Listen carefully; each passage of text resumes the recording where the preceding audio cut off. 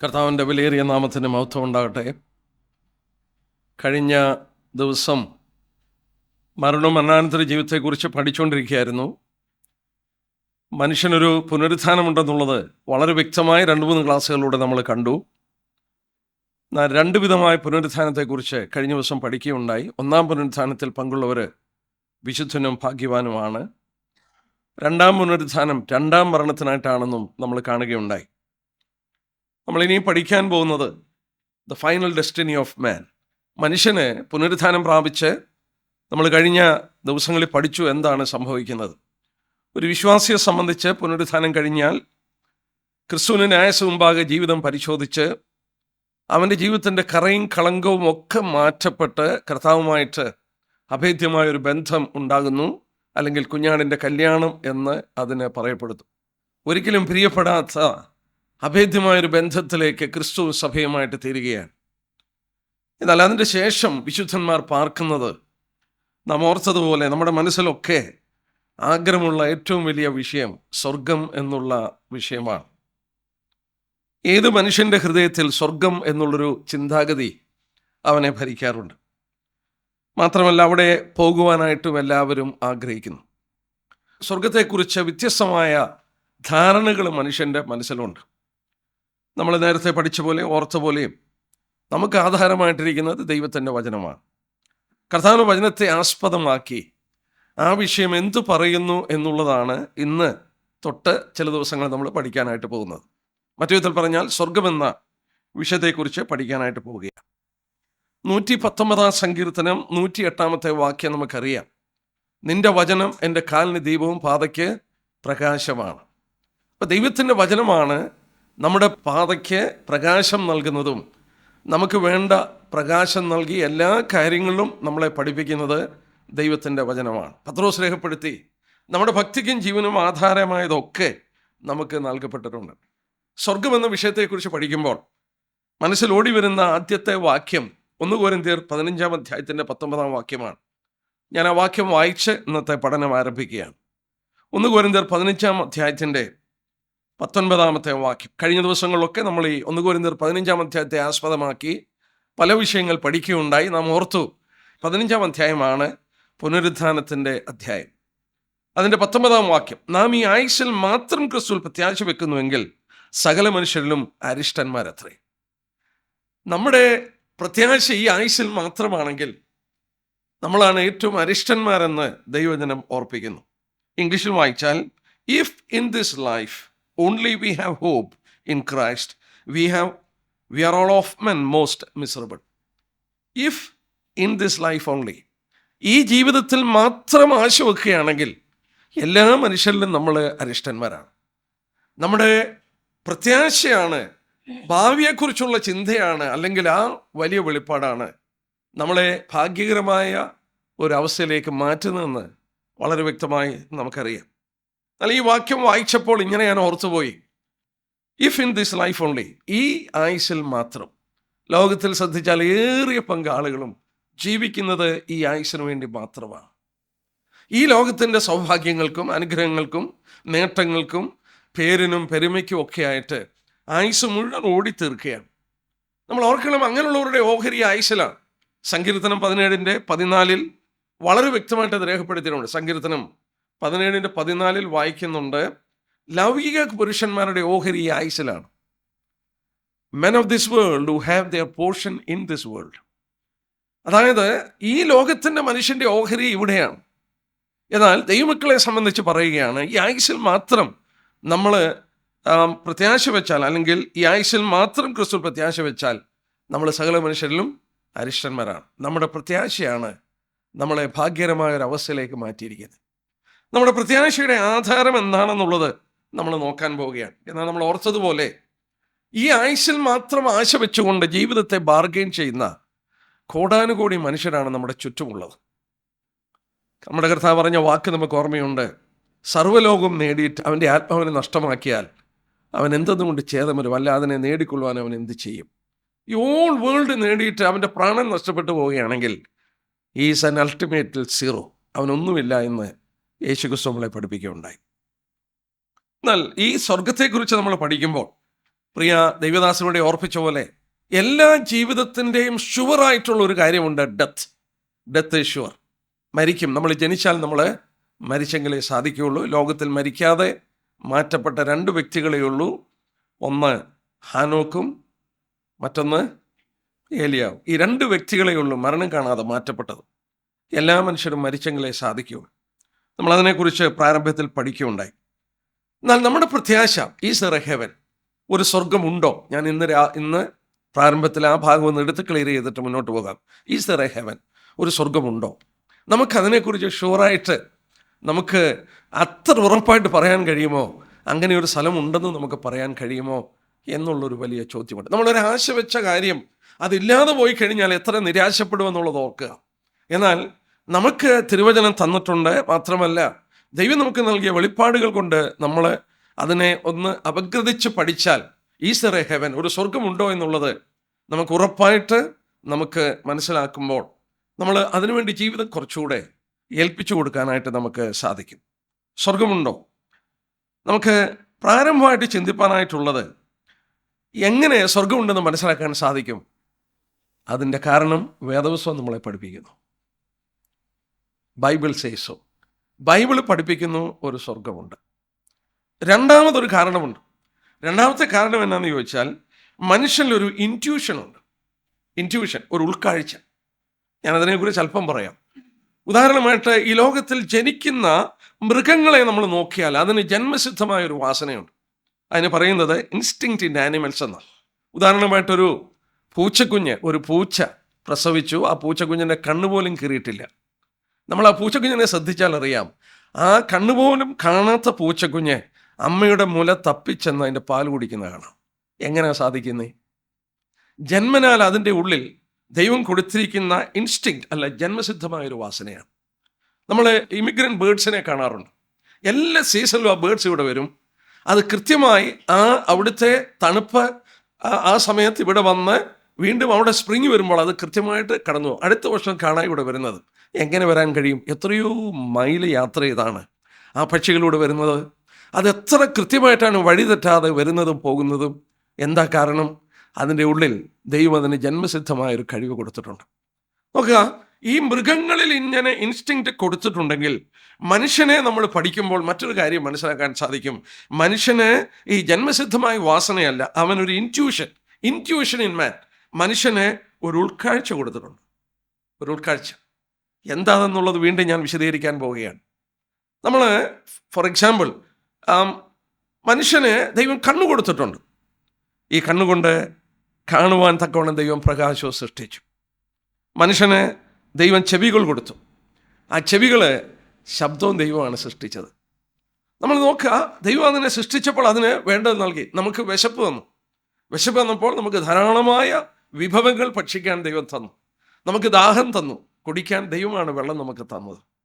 നമ്മളങ്ങനെ പഠിച്ചു പോയാൽ ഇതിനേക്കാളൊക്കെ ഒരു ലോങ്ങിങ് ഇൻ ദ സോൾ, വളരെ ആഴമായ ഹൃദയത്തിൻ്റെ ഉള്ളിലൊരു വലിയ വാഞ്ചയുണ്ട്. ആ വാഞ്ച ഈ വിശപ്പിനെക്കാട്ടിലും ദാഹത്തെക്കാട്ടിലും സ്ട്രോങ് ആയിട്ടുള്ള ഒരു ലോങ്ങിങ് ആണ്. എന്താ ആ ലോങ്ങിങ്? മനുഷ്യനെല്ലാം ആഗ്രഹിക്കുന്നു ഫോർ എ ബെറ്റർ വേൾഡ്. നമ്മൾ ശ്രദ്ധിച്ചു നോക്കിയാൽ അറിയാം, നമ്മുടെ കൊച്ചു കേരളത്തിൽ ഓണം ഒരു വലിയ സംഭവമാണ്. എന്നാൽ ആ ഓണത്തിൻ്റെ കൺസെപ്റ്റ് എന്ന് എടുത്തു നോക്കിയേ, മാവേലി വാഴുന്ന നാട്, കള്ളവും പൊളിയുമില്ല, എല്ലാവർക്കും സുഭിക്ഷമായി വാഴുന്ന ഒരു ലോകം. അത് മനുഷ്യൻ്റെ ഒരു കൺസെപ്റ്റാണ്. അങ്ങനെ ഒരു ലോകത്തിന് വേണ്ടി മനുഷ്യൻ ആഗ്രഹിച്ചു. കമ്മ്യൂണിസം എന്താ അവരാഗ്രഹിച്ചേ? ഉട്ടോപ്പിയ. ഈ ലോകത്തിൽ ദൈവമില്ലാതെ ഒരു സ്വർഗം ഇവിടെ കെട്ടിപ്പടുത്തുവാനായിട്ട് അവർ ശ്രമിച്ചു. നമ്മൾ ശ്രദ്ധിച്ച് നോക്കിയാൽ മനുഷ്യനെ ഈ പല നാടുകളിലുമുള്ള ഉത്സവങ്ങളും കാര്യങ്ങളൊക്കെ ശ്രദ്ധിച്ചു നോക്കിയാൽ അവരുടെയൊക്കെ ഉള്ളിലുള്ള വലിയ ആഗ്രഹം അങ്ങനെ ഒരു ലോകം വേണം. കള്ളവും പൊളിയുമില്ല, എല്ലാവർക്കും സുഭിക്ഷമായി മനുഷ്യൻ വഴക്കില്ലാതെ ജീവിക്കുന്ന ഒരു സ്വസ്ഥമായ ഒരു ജീവിതത്തിന് വേണ്ടി മനുഷ്യൻ ആഗ്രഹിക്കുകയാണ്. എല്ലാ മനുഷ്യൻ്റെയും ഉള്ളിൽ അങ്ങനെ ഒരാഗ്രഹം ഉണ്ടായതുകൊണ്ട്, ഇൻറ്റ്യൂഷൻ ഉള്ളതുകൊണ്ട്, നമ്മൾ ഓർത്തു, മൃഗത്തിൻ്റെ ഉള്ളിൽ ഒരു ജന്മസിദ്ധമായ ഇൻസ്റ്റിങ്ക്റ്റ് ഉള്ള പോലെ ലോകത്തിൽ ജനിച്ചിട്ടുള്ള എല്ലാ മനുഷ്യൻ്റെ ഉള്ളിൽ ദൈവം കൊടുത്തിരിക്കുന്ന ഒരു ഉൾക്കാഴ്ചയാണ്. ആ ഉൾക്കാഴ്ചയുടെ പ്രതിഫലനമാണ് ഓണത്തെക്കുറിച്ചും ഇങ്ങനെയുള്ള കാര്യങ്ങളൊക്കെ ലോകത്തിലുണ്ടായത്.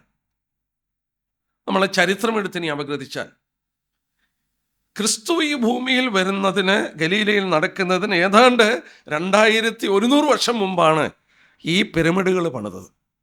More than 2000 years before Christ walk on this earth. ക്രിസ്തു ഈ ഭൂമിയിൽ നടക്കുന്നതിന് ഏതാണ്ട് 2000 വർഷങ്ങൾക്ക് മുമ്പ് ആ പിരമിഡുകൾ പണിതു. എന്നാൽ പിരമിഡിൻ്റെ അകത്ത് കയറിയാൽ അതിൻ്റെ ഭിത്തിയിൽ വരച്ചു വെച്ചിട്ടുണ്ട് ഒരു വള്ളത്തിൽ ഒരു ഫെറിമാൻ അങ്ങേ ലോകത്തിലേക്ക് മനുഷ്യനെ എത്തിക്കുന്ന ഒരു ചിത്രം വരച്ചു വെച്ചിട്ടുണ്ട്. ആ ചിത്രം അപഗ്രഥിച്ച് പഠിച്ചു പറയുന്നത് അന്നത്തെ കൺസെപ്റ്റാണ്. മറ്റേ നമ്മൾ ഓർത്തതുപോലെ അനുഗ്രഹിക്കപ്പെട്ട ഒരു ലോകത്തിലേക്ക് മരണശേഷം കൊണ്ടുപോകുന്ന ഒരു ഫെറിമാൻ, ഒരു വള്ളത്തിൽ അവനെ തുഴഞ്ഞപ്പുറത്തെത്തിക്കുന്ന അവൻ്റെ ചിത്രം അവിടെ വരച്ചു വെച്ചിട്ടുണ്ട്. എല്ലാ റിലീജിയനും ഏതെങ്കിലും വിധത്തിലൊരു അപ്പുറത്തുള്ളൊരു ലോകത്തെക്കുറിച്ച് ഒരു ആഗ്രഹവും കാഴ്ചപ്പാടും ഉണ്ട്. നാം ഓർത്തതുപോലെ ബൈബിൾ നമ്മളെ പഠിപ്പിക്കുന്നു സ്വർഗമുണ്ടെന്ന്. എന്നാൽ എല്ലാ മനുഷ്യൻ്റെ ഉള്ളിലൊരു ഉൾക്കാഴ്ച, ഒരു ഇൻറ്റ്യൂഷൻ ദൈവം കൊടുത്തിട്ടുണ്ട്. അങ്ങനെ ഒരു സ്ഥലമുണ്ടെന്നുള്ളത് ആ ദൈവം ജന്മസിദ്ധ കൊടുത്ത. ഞാൻ ഇതിനെക്കുറിച്ച് വായിക്കുകയും പഠിക്കുകയും ചെയ്തപ്പോൾ ഇങ്ങനെ മനസ്സിലാക്കാനായിട്ട് സാധിച്ചു. ഒരു കുഞ്ഞ് ഒരു ചെറിയ ബാലൻ നിന്ന് അവനെ പട്ടം പറപ്പിക്കുകയാണ്. ഒരു കടൽ തീരത്ത് നിന്ന് ഇങ്ങനെ പട്ടം പറപ്പിച്ച് കാണാൻ വയ്യാത്ത ദൂരത്തിൽ ആ പട്ടം പോയി. ആരോ അടുത്തോന്ന് ചോദിച്ചു, നീ എന്താ ചെയ്യുന്നത്? പട്ടം പറപ്പിക്കുക. എന്തിനാ നിൻ്റെ പട്ടം? അപ്പുറത്തുണ്ട്. അപ്പോൾ താഴെ നോക്കിയാൽ കാണാൻ പാടില്ല. അവനോട് ചോദിച്ചു, നിനക്ക് എങ്ങനെ അറിയാം നിൻ്റെ പട്ടം അവിടെ ഉണ്ടെന്ന്? I can feel the pull. എനിക്ക് ആ പട്ടം അവിടെ ഉണ്ടെന്ന് എൻ്റെ കയ്യിലിരിക്കുന്ന ചരട് കൊണ്ട് എനിക്കറിയാം. അത് തന്നെയാണ് നമ്മൾ ഓർത്തുകൊണ്ടിരുന്നത്. There is a pull in our heart. നമ്മുടെ മനസ്സിൻ്റെ ഉള്ളിൽ സ്വർഗമുണ്ടെന്നുള്ളൊരു ഇൻറ്റ്യൂഷൻ നമ്മുടെ ഉള്ളിൻ്റെ ഉള്ളിലുണ്ട്. അത് ജന്മസിദ്ധമായി മാനവരാശിക്കുള്ള ദൈവം ജന്മനാൽ അവന് കൊടുത്തിരിക്കുന്ന ഒരു ഉൾക്കാഴ്ചയാണ്. നമ്മൾ ഓർത്തതുപോലെ മരണശേഷം ഒരു ജീവിതമുണ്ടെന്നും മനുഷ്യൻ്റെ എല്ലാ ചരിത്രങ്ങളും പഠിപ്പിക്കുന്നു. അങ്ങനെയാണ് പിരമിഡും അതും ഇതുമെല്ലാം പണിതിരിക്കുന്നത് ആഫ്റ്റർ ലൈഫിനുള്ള ബന്ധത്തിലാണ്. അതുപോലെ തന്നെ ഇത്ര അനുഗ്രഹിക്കപ്പെട്ടൊരു സ്ഥലത്തെക്കുറിച്ചും മനുഷ്യനുണ്ടായിരിക്കുന്ന ചിന്ത, അവൻ്റെ ഉള്ളിലുള്ള ഉൾക്കാഴ്ചയാണ്. നമുക്ക് സ്വർഗം എവിടെയാണ് നമ്മുടെ നഗ്നേത്രങ്ങളിൽ നിന്ന് കാണാൻ സാധിക്കുകയില്ല, പക്ഷേ വി ക്യാൻ ഫീൽ ഇറ്റ്. എങ്ങനെ ഫീൽ ചെയ്യാം? ഞാനത് ചൂണ്ടിക്കാണിക്കാം. സൂര്യൻ ഏതാണ്ട് 9.5 കോടി മൈൽ അപ്പുറത്ത്, 9.5 കോടി മൈൽ അപ്പുറം എന്ന് പറഞ്ഞാൽ അതിൻ്റെ ദൂരമൊന്നും നമ്മുടെ ഈ കൊച്ചു മനസ്സിനകത്ത് അളക്കുവാൻ നമുക്ക് സാധിക്കുകയില്ല. പക്ഷേ സൂര്യൻ ഉണ്ടെന്നുള്ളത് നമുക്ക് വ്യക്തമായിട്ട് അറിയാം. നമ്മുടെ ശരീരത്തിൽ പതിക്കുന്ന രശ്മിയും ആ പ്രകാശവും സൂര്യനുണ്ട്, അത് കത്തി ജ്വലിക്കുന്നു എന്നുള്ളത് നമുക്ക് ബോധ്യമാക്കി തരുന്നു. അതുപോലെ സ്വർഗമുണ്ടെന്ന് നമുക്ക് ബോധ്യമാക്കി തരുന്ന ഏറ്റവും വലിയ കാര്യം, ദർ ഇസ് ആൻ എവിഡൻസ്. ഈ ലോക ജീവിതത്തിൽ നമുക്ക് തെളിയിച്ച് തരുന്ന എവിഡൻസ് ഉണ്ട്, സ്വർഗമുണ്ടെന്നുള്ളത്. എങ്ങനെയാണ് എവിഡൻസ്? ഞാനത് ചൂണ്ടിക്കാണിക്കാൻ പോവുകയാണ്. നോക്കുക, ദൈവത്തെക്കുറിച്ച് പരാമർശിക്കുമ്പോൾ നമ്മൾ ഇങ്ങനെ വായിക്കുന്നുണ്ട്, ഗോഡ് ഓഫ് ഹെവൻ. സ്വർഗത്തിലെ ദൈവം എന്ന് ബൈബിൾ എഴുതിയിട്ടുണ്ട്. ബൈബിളിൽ ദൈവത്തിന് പല പേരുകൾ കൊടുത്തപ്പോൾ ദൈവത്തിന് കൊടുത്തിരിക്കുന്ന ഒരു പേരാണ്. ഞാൻ ആ ഭാഗം ഒന്ന് ഏതാനും മിനിറ്റുകൾ ആ ഭാഗം ഒന്ന് നമുക്ക് പഠിക്കാനായിട്ട് ശ്രമിക്കും. 20 പ്രാവശ്യം ആ ടൈറ്റിലിൽ ഗോഡ് ഓഫ് ഹെവൻ, സ്വർഗത്തിലെ ദൈവം എന്ന് വേദപുസ്തകത്തിൽ രേഖപ്പെടുത്തിയിട്ടുണ്ട്. 20 പ്രാവശ്യം. അതിൽ 2 പ്രാവശ്യമേ പുതിയ നിയമത്തിലുള്ളൂ. വേണമെങ്കിൽ ആ വാക്യം നോട്ട് ചെയ്ത് കൊള്ളുക. വെളിപാട് പുസ്തകം 11:3 16:11 കാണുന്നുണ്ട്. പുതിയ നിയമത്തിൽ 2 പ്രാവശ്യമേ ആ വാക്ക് കാണുന്നുള്ളൂ. ഗോഡ് ഓഫ് ഹെവൻ, സ്വർഗത്തിലെ ദൈവം. വെളിപാട് പുസ്തകം 11:13 16:11 നമ്മളത് വായിക്കുന്നുണ്ട്. നമ്മൾ ഓർത്തു, ബൈബിളിലെ 20 പ്രാവശ്യം പറയുന്നതിൽ ഏറ്റവും കൂടുതൽ പ്രാവശ്യം പറഞ്ഞിരിക്കുന്ന ബുക്ക് ഏതാണെന്നറിയാമോ? എസ്രയുടെ പുസ്തകം. 8 പ്രാവശ്യം പറഞ്ഞിട്ടുണ്ട്. ഞാനത് എന്തുകൊണ്ടെന്നുള്ളത് പറയാൻ പോവുകയാണ്. എസ്രയുടെ പുസ്തകത്തിൽ 8 പ്രാവശ്യം ഗോഡ് ഓഫ് ഹെവൻ എന്ന് പറഞ്ഞിട്ടുണ്ട്. വേണമെങ്കിൽ ആ വാക്യം ഞാൻ തരാം. എസ്ര 5:11-12 നോട്ട് ചെയ്യുന്നവർക്ക് വേണ്ടി പറഞ്ഞുതരാം. എസ്രയുടെ പുസ്തകം 5-ാം അധ്യായത്തിൻ്റെ 11-12 വാക്യം, 6-ാം അധ്യായത്തിൻ്റെ 9-10 വാക്യം, 6-ാം അധ്യായത്തിൻ്റെ 9-10, 7-ാം അധ്യായത്തിൻ്റെ 12-21 വാക്യം, 7-ാം അധ്യായത്തിൻ്റെ 12-21 വാക്യം, 23-ാമത്തെ വാക്യത്തിൽ 2 പ്രാവശ്യം പറഞ്ഞിട്ടുണ്ട്. അങ്ങനെ നമ്മൾ എണ്ണി നോക്കിയാൽ 8 പ്രാവശ്യം ഗോഡ് ഓഫ് ഹെവൻ എന്ന പരമർശം, സ്വർഗത്തിലെ ദൈവമെന്ന് എസ്രയുടെ പുസ്തകത്തിലുണ്ട്. നമ്മൾ ഓർത്തു, 20 പ്രാവശ്യം ബൈബിളിൽ പറഞ്ഞിരിക്കുന്നതിൽ 8 പ്രാവശ്യം പറഞ്ഞിരിക്കുന്നത് എസ്രയുടെ പുസ്തകത്തിലാണ്. 2 പ്രാവശ്യമേ പുതിയ നിയമത്തിലുള്ളൂ. ആ വാക്യം ഞാൻ പറയുകയുണ്ടായി. എസ്രയുടെ പുസ്തകത്തിൽ ഒരു നിമിഷം നമുക്കൊന്ന് കടന്നു വരാം. എസ്രയുടെ പുസ്തകം, എസ്രയുടെ പുസ്തകത്തിൽ നമ്മൾ വായിച്ചു നോക്കാം. നമുക്കറിയാം, അവർ 70 വർഷത്തെ പ്രവാസത്തിൽ ബാബേലിലേക്ക് പോയി. അവർ മടങ്ങി വരുന്ന ഒരു സംഭവമാണ്. എന്നാൽ അതുകൂടെ മനസ്സിലാക്കാൻ അല്പം കൂടെ ആഴത്തിലേക്ക് ഇറങ്ങിച്ചെല്ലണം. ആ ഭാഗം ഞാൻ എടുക്കാൻ പോവുകയാണ്. എന്നാൽ എസ്രയുടെ പുസ്തകത്തിൽ സ്വർഗത്തിൽ നിന്നൊരു ദൈവം അവർക്ക് വേണ്ടി പ്രവർത്തിക്കുന്നത് നമുക്ക് കാണാനായിട്ട് സാധിക്കുന്നു. നോക്കിയാട്ടെ, എസ്രയുടെ പുസ്തകം 1-ാം അധ്യായത്തിൻ്റെ 1-ാം വാക്യം. യെരമ്യാ മുഖാന്തരം ഉണ്ടായ യഹോവയുടെ അരുളപ്പാട് നിവൃത്തിയാകേണ്ടതിന് പാർസി രാജാവായ കോരെശിന്റെ 1-ാം ആണ്ടിൽ യഹോവ പാർസി രാജാവായ കോരെശിന്റെ മനസ്സിനെ ഉണർത്തി. നമുക്കറിയാം, യെരമ്യാവിലൂടെ ദൈവം പറഞ്ഞു, നിങ്ങൾ 70 വർഷം ബാബേൽ പ്രവാസികളാകും. 70 വർഷം പ്രവാസം കഴിയുമ്പോൾ നാം ഇവിടെ വായിക്കുന്നു, ബാബേൽ രാജാവ് കഴിഞ്ഞ് സൈറസ്, കോരെശ് രാജാവ് വരികയാണ്, പാർസി രാജാവ്. ആ രാജാവിൻ്റെ മനസ്സിനെ ദൈവമാണ് ഉണർത്തിയത്. എന്താ ഉണർത്തിയത്? ഈ ജനത്തെ വിട്ടയക്കണം, ഇവർ പോയി അവരുടെ ദേവാലയം പണിയുവാനായിട്ട് ദൈവം അവരുടെ മനസ്സിനെ ഉണർത്തുകയാണ്. ആരൊക്കെയാണ് പോയത്? 5-ാം വാക്യം നോക്കിയേ. 5-ാം വാക്യം. അങ്ങനെ യഹൂദയുടെയും ബെന്യാമീൻ്റെയും പൊതുഭവന തലവന്മാരും പുരോഹിതന്മാരും ലേവ്യരും ദൈവമുണർത്തിയവരും യെരുശലേമിൽ യഹോവയുടെ ആലയത്തിൽ പണിയുവാൻ പോകേണ്ടതിന് യാത്ര പുറപ്പെട്ടു. എനിക്ക് ഏറ്റവും ഇഷ്ടമുള്ള 2 വാക്യങ്ങളാണ്. ദൈവം പാർസി രാജാവായ കോരെശിനെ മാത്രമല്ല ഉണർത്തിയത്, ദൈവം ഉണർത്തിയ ഒരു കൂട്ടം ആളുകൾ എഴുന്നേറ്റ് ദൈവത്തിൻ്റെ ആലയം പണിയാനായിട്ട് പോവുകയാണ്. ആരാ ഉണർത്തിയത്? എവിടെ നിന്നാണ് ഉണർത്തിയത്? സ്വർഗത്തിൽ നിന്ന് ഉണർത്തുകയാണ്. ഞാൻ ഓർപ്പിച്ചു, ദൈവത്തിൻ്റെ ആ കരം ഇവിടെ അനുഭവപ്പെടാനായിട്ട് സാധിക്കുകയാണ്. എന്തിനാണ് വേദപുസ്തകത്തിൽ ഗോഡ് ഓഫ് ഹെവൻ എന്ന് ഈ എസ്രയുടെ പുസ്തകത്തിൽ 8 പ്രാവശ്യം പറഞ്ഞിരിക്കുന്നത്? നമ്മൾ ഓർക്കണം, ഈ ദൈവം ഇറങ്ങി വന്ന് യഹൂദൻ്റെ മധ്യത്തിൽ വസിച്ചതാണ്. ഞാൻ നിങ്ങളുടെ മധ്യത്തിൽ വസിപ്പാൻ എനിക്കൊരാലയം ഉണ്ടാക്കണമെന്ന് പറഞ്ഞ് ഈ 8 സ്ക്വയർ മൈലിൽ കിടക്കുന്ന യഹൂദൻ്റെ മധ്യത്തിൽ ഒരു കൂടാരത്തിൽ ദൈവം വന്ന് വസിച്ചു. എന്നാൽ ആ ദൈവം അവിടെ വസിച്ചപ്പോൾ, പിന്നീട് ദേവാലയത്തിൽ വസിച്ചപ്പോൾ, ഷെഹന്ന ഗ്ലോറി, ഒരു തേജസ്സിൽ അവൻ്റെ സാന്നിധ്യം അവർക്ക് കാണാൻ കഴിയുമായിരുന്നു. മുകളോട്ട് പൊങ്ങി നിൽക്കുകയാണ്. ആ തേജസ് ജ്വലിച്ച് ദൈവത്തിൻ്റെ സാന്നിധ്യം അവർക്ക് ആശ്ചര്യമായി അവർക്ക് കാണാനായിട്ട് കഴിയുമായിരുന്നു. എന്നാൽ ഈ ദൈവം അവരുടെ മധ്യത്തിൽ വസിക്കുമ്പോൾ അതിൻ്റെ വില അവർ കൊടുക്കേണ്ടതാണ്. കാരണം ദൈവം ആഗ്രഹിച്ച പോലെ അവർ വിശുദ്ധരായി തങ്ങളെ തന്നെ സൂക്ഷിപ്പാനും ദൈവത്തിൻ്റെ പ്രമാണങ്ങൾ അവർ അനുസരിപ്പാനും അവർ ബാധ്യസ്ഥരായിരുന്നു. എന്നാൽ അവരനുസരിച്ചില്ല. അനുസരിക്കാതെ വന്നപ്പോൾ പെട്ടെന്ന് ദൈവം എന്താ ചെയ്തത്? അവരെ വിട്ടങ്ങ് പോവുകയല്ല.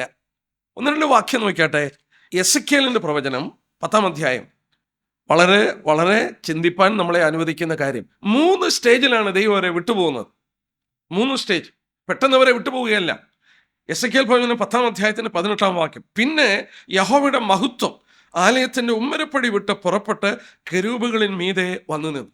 നമുക്കറിയാം, കെരൂബുകളുടെ മധ്യത്തിൽ ഇങ്ങനെ ഷെഹന്ന ഗ്ലോറിയിൽ പ്രത്യക്ഷപ്പെട്ട ദൈവം ഇവർ മാനസാന്തരപ്പെടായികയാൽ ഇവർ മടങ്ങി വരാതെ ദൈവത്തെ അനുസരിക്കാതെ വന്നപ്പോൾ യഹോവയുടെ മഹത്വം ആലയത്തിൻ്റെ ഉമ്മരപ്പടി വിട്ട് പുറപ്പെട്ട് കെരൂബിൻ്റെ മുകളിൽ പോയി നിന്നു. കെരൂബുകളുടെ മധ്യത്തിലാണ് വസിച്ചത്. കെരൂബുകളുടെ മുകളിൽ പോയി നിന്നു. ജനങ്ങൾക്ക് കാണത്തക്കവണ്ണം ഇതാ ദൈവത്തിൻ്റെ മേഘം പൊങ്ങി നിൽക്കുന്നു. അവിടെ കൊണ്ട് തീർന്നില്ല. അടുത്ത വാക്യം നോക്കി. അപ്പോൾ കെരൂബുകൾ ചിറക് വിടർത്തി ഞാൻ കാണുക ഭൂമിയിൽ നിന്ന് മേലോട്ട് പൊങ്ങി. അവ പൊങ്ങിയപ്പോൾ ചക്രങ്ങളും ചേരത്തന്നെ ഉണ്ടായിരുന്നു. എല്ലാം കൂടെ യഹോവയുടെ ആലയത്തിൻ്റെ കിഴക്കേ പടിവാതിൽക്കൽ ചെന്ന് നിന്നു. ആ ഭാഗം നോക്കിയാട്ടെ. അവിടെ നിന്ന് അത് പൊങ്ങിയിട്ട് എന്തോ ചെയ്തു? എല്ലാം കൂടെ യഹോവയുടെ ആലയത്തിൻ്റെ കിഴക്കേ പടിവാതിൽക്കൽ ചെന്ന് നിന്നു. കെരൂബുകൾക്ക് മീതെ പൊങ്ങി നിന്നു. വീണ്ടും അത് പൊങ്ങി കിഴക്കേ പടിവാതിൽക്കൽ ചെന്ന് പൊങ്ങി നിന്നു. 2-ാമത്തെ സ്റ്റേജ്. അവിടെ കൊണ്ട് തീർന്നില്ലേ. 11-ാം അധ്യായം നോക്കിയാട്ടെ. 11-ാം അധ്യായത്തിൻ്റെ 22-23 വാക്യം. അനന്തരം കെരൂബുകൾ ചിറക് വിടർത്തു, ചക്രങ്ങൾ ചേരെ തന്നെ ഉണ്ടായിരുന്നു. ഇസ്രായേലിലെ ദൈവത്തിൻ്റെ മഹത്വം മേലെ അവയ്ക്ക് മീതെ ഉണ്ടായിരുന്നു. യഹോവയുടെ മഹത്വം നഗരത്തിൻ്റെ നടുവിൽ നിന്ന് മേലോട്ട് പൊങ്ങി നഗരത്തിന് കിഴക്ക് വശത്തുള്ള പർവ്വതത്തിന്മേൽ നിന്നു. നഗരം യെരുശലേമിൻ്റെ കിഴക്കുള്ളത് ഏതാ? ഒലിമല. വളരെ വ്യക്തമാണല്ലോ. കാരണം സക്കറിയാവ് 14:4 യെരുശലേമിന് കിഴക്കുള്ള ഒലിമലയിൽ അവൻ്റെ കാൽ നിൽക്കുമെന്ന് സക്കറിയാവ് 14:4. അപ്പോൾ ഇവിടെ വായിക്കുന്നത് അവിടെ നിന്ന് ഇത് പൊങ്ങി എവിടെ പോയി നിന്നു? ഇവിടെ വായിക്കുന്നു പൊങ്ങി നഗരത്തിന് കിഴക്ക് വശത്തുള്ള പർവ്വതത്തിന്മേൽ ചെന്ന് നിന്നു. ഒലിമലയുടെ മുകളിൽ പോയി നിന്നു. ആദ്യം കെരൂബുകളുടെ മീതെ നിന്നു, പിന്നെ കിഴക്കേ വാതിലിൻ്റെ മുകളിൽ പോയി നിന്നു. അവിടെ നിന്നത് പൊങ്ങി ഒലിമലയുടെ മുകളിൽ നിന്നു. ഇസ്രായേൽ ചരിത്രകാരന്മാർ പറയുന്നത് 3.5 വർഷം ആ തേജസ് ഒലിമലയുടെ മുകളിൽ നിന്നു. 3.5 വർഷം. 3.5 വർഷം നിന്നിട്ട് അത് അപ്രത്യക്ഷമായി പോയി. എന്താ അങ്ങനെ പറ്റിയത്? അതായത് ദൈവം ഈ ശേഖന ഗ്ലോറി പൊങ്ങി അവർ മാനസാന്തരപ്പെട്ടാൽ വീണ്ടും അവരുടെ മധ്യത്തിൽ വസിപ്പാൻ. അവർ മാനസാന്തരപ്പെടുന്നില്ല, പിന്നെയും അത് പൊങ്ങി. മാനസാന്തരപ്പെടുന്നില്ല, പിന്നെയും റിലക്റ്റൻ്റ് ആയിട്ട് മനസ്സില്ലാ മനസ്സോടെ അത് പൊങ്ങിപ്പോയി ഒലിമലയുടെ മുകളിൽ നിൽക്കുകയാണ് 3.5 വർഷം. എന്തിനാ? അവർ മാനസാന്തരപ്പെട്ടാൽ ആ തേജസ് തിരിച്ചു വന്ന് അവരുടെ ഇടയിൽ വസിച്ചേനെ. അവർ മാനസാന്തരപ്പെടുകയാൽ 3.5 വർഷം കഴിഞ്ഞപ്പോൾ അപ്രത്യക്ഷമായി പോയി. പിന്നെ നമ്മൾ ശ്രദ്ധിച്ചു നോക്കി, പ്രവാസത്തിൽ പോയ ജനങ്ങളോടുള്ള ബന്ധത്തിൽ ദൈവം പറയുന്നത് എന്താണെന്നറിയാമോ? ഗോഡ് ഓഫ് ഹെവൻ എന്നാ, സ്വർഗത്തിലെ ദൈവം. അവരുടെ മധ്യത്തിൽ ലോകത്തിലുള്ള ഏക ജനം യഹൂദന്മാരായിരുന്നു. അവരെ രക്ത ഉടമ്പടിയാൽ വേർതിരിച്ചെടുത്ത് അവരുടെ പുരുഷന്മാരുടെ ശരീരത്തിൽ ഉടമ്പടിയുടെ അടയാളം കൊടുത്ത് ദൈവം അവരെ പ്രത്യേകാൽ വേർതിരിച്ച് രക്ത ഉടമ്പടി ദൈവം അവരോട് ചെയ്ത് ദൈവത്തിൻ്റെ ജനമായി അവരെ വേർതിരിച്ച് നിർത്തി. നിങ്ങളെൻ്റെ പ്രമാണം അനുസരിക്കണം, നിങ്ങൾക്ക് ദൈവമായിരിക്കാനാണ് ഞാൻ നിങ്ങളെ മിസ്രൈമിൽ നിന്ന് കൊണ്ടുവന്നത്. അവരുടെ ദൈവമായിരിക്കാൻ അവൻ കൊതിച്ചു, അവർക്ക് പ്രമാണങ്ങൾ കൊടുത്തു. നാം നേരത്തെ പഠിച്ചിട്ടുണ്ട്, ടോറ, ന്യായപ്രമാണം എന്ന വാക്ക് ഒരപ്പൻ മക്കൾക്ക് പറഞ്ഞു കൊടുക്കുന്ന പ്രമാണത്തിന് പറയുന്ന വാക്കാണ് ടോറ. അവർക്ക് അങ്ങനെയുള്ള പ്രമാണങ്ങൾ കൊടുത്തു. പക്ഷെ അവർ ദൈവത്തിൽ നിന്ന് അകന്നുപോയി, അനുസരിക്കാതെ വന്നു. നമ്മൾ ഓർത്തതുപോലെ അവരുടെ മധ്യത്തിൽ ഇറങ്ങി വന്ന ദൈവം അവൻ പോയി. പിന്നീട് നമ്മൾ ശ്രദ്ധിച്ചു നോക്കിയാൽ ഇസ്രായേലിൻ്റെ മധ്യത്തിൽ പിന്നെ പണിത ദേവാലയങ്ങളിലൊന്നും നാം ഓർത്തു നോക്കിയാൽ അവരുടെ ആർക്ക് കാണുന്നില്ല, കെരൂബുകൾ കാണുന്നില്ല, കെരൂബിൻ്റെ മധ്യത്തിൽ തേജസ് കാണുന്നില്ല. പിന്നെയും മടങ്ങി വന്ന ബാബേൽ പ്രവാസം കഴിഞ്ഞ് മടങ്ങി വന്ന് ദേവാലയമൊക്കെ പണിതപ്പോൾ പിന്നീട് അവർ തേജസ് കണ്ടിട്ടില്ല. നോ. ഇനി ഈ തേജസ് എപ്പോഴാണ് കാണുന്നതെന്നറിയാമോ? യേശുക്രിസ്തു മടങ്ങി വരണം. അവൻ മടങ്ങി വരുമ്പോൾ നമ്മൾ ഓർക്കണം, ഒലിമലയിൽ നിന്നത് അപ്രത്യക്ഷമായി അവൻ മടങ്ങി ഒലിമലയിൽ തന്നെ വരും. അവൻ ഇസ്രായേലിൽ മടങ്ങി വരുമ്പോൾ അവരുടെ തേജസ് അവർക്ക് വീണ്ടും തിരിച്ചു കിട്ടും. നമ്മളിവിടെ ഓർക്കണം, 8 പ്രാവശ്യം എസ്രയുടെ പുസ്തകത്തിൽ ഗോഡ് ഓഫ് ഹെവൻ എന്ന് പറയുമ്പോൾ secretly and providentially he's caring for his people. സ്വർഗത്തിൽ ഇരുന്നു കൊണ്ട് രഹസ്യമായി ആർക്കും മനസ്സിലാക്കാത്ത വിധത്തിൽ തൻ്റെ ജനത്തിനു വേണ്ടി അവൻ പ്രവർത്തിക്കുന്നു എന്ന് തെളിയിച്ചറിയുകയാണ്. ഏറ്റവും വലിയ തെളിവ് എസ്തേറിൻ്റെ പുസ്തകമാണ്. എസ്തേറിൻ്റെ പുസ്തകത്തിൽ ഒരു പ്രാവശ്യം പോലും ദൈവത്തിൻ്റെ പേര് പറഞ്ഞിട്ടില്ല. എന്നാലോചിച്ച് നോക്കിക്കേ, ഒരു പ്രാവശ്യം പോലും ഈ ദൈവത്തിൻ്റെ പേര് എസ്തേറിൻ്റെ പുസ്തകത്തിൽ പറഞ്ഞിട്ടില്ല. പക്ഷേ എസ്തേറിൻ്റെ പുസ്തകത്തിൽ എന്താ നമുക്ക് മനസ്സിലാക്കാൻ സാധിക്കുന്നേ? അതിൻ്റെ പുറകിലൊരു ദൈവം പ്രവർത്തിക്കുന്നവർക്ക് വേണ്ടി, ഒരു ദൈവം അവർക്ക് വേണ്ടി പ്രവർത്തിക്കുന്നു. രാജാവിന് അവളോട് കൃപ തോന്നിക്കുവാറാക്കി. ആ ജനത്തെ കൊന്നൊടുക്കുവാൻ ശ്രമിച്ചപ്പോൾ അവർക്ക് വേണ്ടി രഹസ്യമായി പ്രവർത്തിക്കുന്നു ആ ദൈവം. എവിടുന്നാണ് പ്രവർത്തിക്കുന്നത്? സ്വർഗത്തിൽ നിന്ന്. God of heaven. നമ്മളും ഇന്ന് സ്വർഗത്തിലോട്ട് നോക്കി പ്രാർത്ഥിക്കുമ്പോൾ, നമ്മുടെ കണ്ണുകൾ ഉയരത്തിലേക്ക് ഉയർത്തുമ്പോൾ നമ്മൾ ഓർക്കണം, ആ ദൈവം സ്വർഗത്തിൽ നമ്മളെ ശ്രദ്ധിക്കും തൊട്ട്. മാത്രമല്ല, തൻ്റെ ജനത്തിനു വേണ്ടി രഹസ്യമായി അവൻ്റെ സാന്നിധ്യം ആശ്ചര്യമായി ഇന്ന് ഭൂമിയിലില്ല. പക്ഷേ എസ്തേറിൻ്റെ പുസ്തകത്തിൽ വായിക്കുമല്ലോ, പഠിച്ച പോലെ ഒരിക്കൽ പോലും അവൻ്റെ പേരവിടെ പറഞ്ഞിട്ടില്ലെങ്കിലും ആ ദൈവം അവർക്ക് വേണ്ടി പ്രവർത്തിക്കുന്ന ദൈവമാണ്. ഇവിടെ ഇരിക്കുന്ന ദൈവമക്കളോട് ഞാൻ ഓർപ്പിക്കട്ടെ, നമുക്ക് ഏറ്റവും വലിയ കംഫോർട്ട് 46 സങ്കീർത്തനത്തിൻ്റെ 10 വാക്യത്തിൽ നമ്മൾ വായിക്കുന്നുണ്ട്. തൻ്റെ ജനത്തോട് പറഞ്ഞൊരു വാക്യമുണ്ട്. 46 സങ്കീർത്തനത്തിൻ്റെ 10 വാക്യം. അവിടെ നമ്മൾ ഇങ്ങനെ വായിക്കുന്നുണ്ട്, മിണ്ടാതിരുന്ന് ഞാൻ യഹോവയെന്ന് അറിഞ്ഞോളുക. Be still and know that I am the Lord. Be still and know that I am the Lord. നിങ്ങൾ പ്രവർത്തിക്കേണ്ട, നിങ്ങൾ യുദ്ധം ചെയ്യേണ്ട, നിങ്ങൾ ഒന്നും ചെയ്യേണ്ട. Be still and know that I am the Lord. ഞാൻ ദൈവമാണെന്ന് നിങ്ങൾ മൗനമായിട്ടിരുന്ന് അറിഞ്ഞുകൊള്ളുവാനായിട്ട് പറഞ്ഞു. നമ്മൾ ഓർത്തുകൊണ്ടിരുന്ന പോലെ ഈസ് ദെയർ എ ഹെവൻ, ഒരു സ്വർഗമുണ്ടോ? സ്വർഗത്തിൽ നിന്ന് പ്രാർത്ഥന കേട്ട് 2 ദിനവൃത്താന്തം 7-ാം അധ്യായം, 2 ക്രോണിക്കൽസ്, നമ്മൾ ഓർത്തു, സ്വർഗത്തിൽ നിന്ന് തൻ്റെ ജനത്തിനു വേണ്ടി പ്രവർത്തിക്കുന്ന ഒരു ദൈവത്തെ തിരുവചനം പഠിപ്പിക്കുമ്പോൾ വീണ്ടും നമുക്ക് 2-3 വാക്യം നോക്കാം. 2 ക്രോണിക്കൽസ്, 2 ദിനവൃത്താന്തം, അതിൽ 7-ാമത്തെ അധ്യായം, 2 ക്രോണിക്കൽസ് ചാപ്റ്റർ 7, വേഴ്സസ് 14, 14-ാമത്തെ വാക്യം. എൻ്റെ നാമം വിളിച്ചിരിക്കുന്ന എൻ്റെ ജനം തങ്ങളെ തന്നെ താഴ്ത്തി പ്രാർത്ഥിച്ച് എൻ്റെ മുഖം അന്വേഷിച്ച് തങ്ങളുടെ ദുർമാർഗം വിട്ടു തിരിയുമെങ്കിൽ ഞാൻ സ്വർഗത്തിൽ നിന്ന് കേട്ട് അവരുടെ പാപം ക്ഷമിച്ച് അവരുടെ ദേശത്തിന് സൗഖ്യം വരുത്തി കൊടുക്കും. ആ വാക്യം കണ്ടോ? ഇവിടെ മനുഷ്യൻ തന്നെത്താൻ വിനയപ്പെടുത്തി താഴ്ത്തി പ്രാർത്ഥിച്ചാൽ ആ ദൈവം വാക്ക് പറയുകയാണ്, ഞാൻ സ്വർഗത്തിലിരുന്ന് അവരുടെ പ്രാർത്ഥന കേൾക്കും. പ്രാർത്ഥന കേട്ടാൽ അതിൻ്റെ ഫലം ഈ ഭൂമിയിൽ അനുഭവിപ്പാൻ കഴിയും.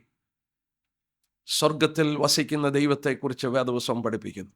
നമ്മുടെ പ്രാർത്ഥന സ്വർഗത്തിൽ കേട്ട് നമ്മളെ സഹായിക്കുമ്പോൾ സ്വർഗമുണ്ട് എന്നുള്ളത് വളരെ വ്യക്തമായി നമുക്കവിടെ മനസ്സിലാക്കാനായിട്ട് സാധിക്കുന്നുണ്ട്. 1 രാജാക്കന്മാർ ശലോമോൻ ദേവാലയം പണിത ശേഷം 1 രാജാക്കന്മാർ 8-ാം അധ്യായം ഏതാണ്ട് 8 പ്രാവശ്യം 1 രാജാക്കന്മാർ 8-ാം അധ്യായത്തിൻ്റെ 30 തൊട്ടുള്ള വാക്യം നോക്കിയാട്ടെ. ഈ സ്ഥലത്ത് വെച്ച് പ്രാർത്ഥിപ്പാനിരിക്കുന്ന അടിയൻ്റെയും നിന്റെ ജനമായ ഇസ്രായേലിൻ്റെയും യാചന കേൾക്കണമേ, നിന്റെ വാസസ്ഥലമായ സ്വർഗത്തിൽ കേൾക്കണമേ. വീണ്ടും 32-ാം വാക്യം, നീ സ്വർഗത്തിൽ പ്രാർത്ഥന കേട്ട് പ്രവർത്തിച്ച്. വീണ്ടും 34-ാം വാക്യം, നീ സ്വർഗത്തിൽ കേട്ട്. 36-ാം വാക്യം, നീ സ്വർഗത്തിൽ കേട്ട്. 39-ാം വാക്യം, നിന്റെ വാസസ്ഥലമായ സ്വർഗത്തിൽ കേട്ട്. വീണ്ടും 43-ാം വാക്യം, നീ നിന്റെ വാസസ്ഥലമായ സ്വർഗത്തിൽ കേട്ട്. 45-ാം വാക്യം, നീ സ്വർഗത്തിൽ അവരുടെ പ്രാർത്ഥന യാചനകളും കേട്ട്. 49-ാം വാക്യം, നീ നിന്റെ വാസസ്ഥലമായ സ്വർഗത്തിൽ അവരുടെ പ്രാർത്ഥന യാചനയും കേട്ട്.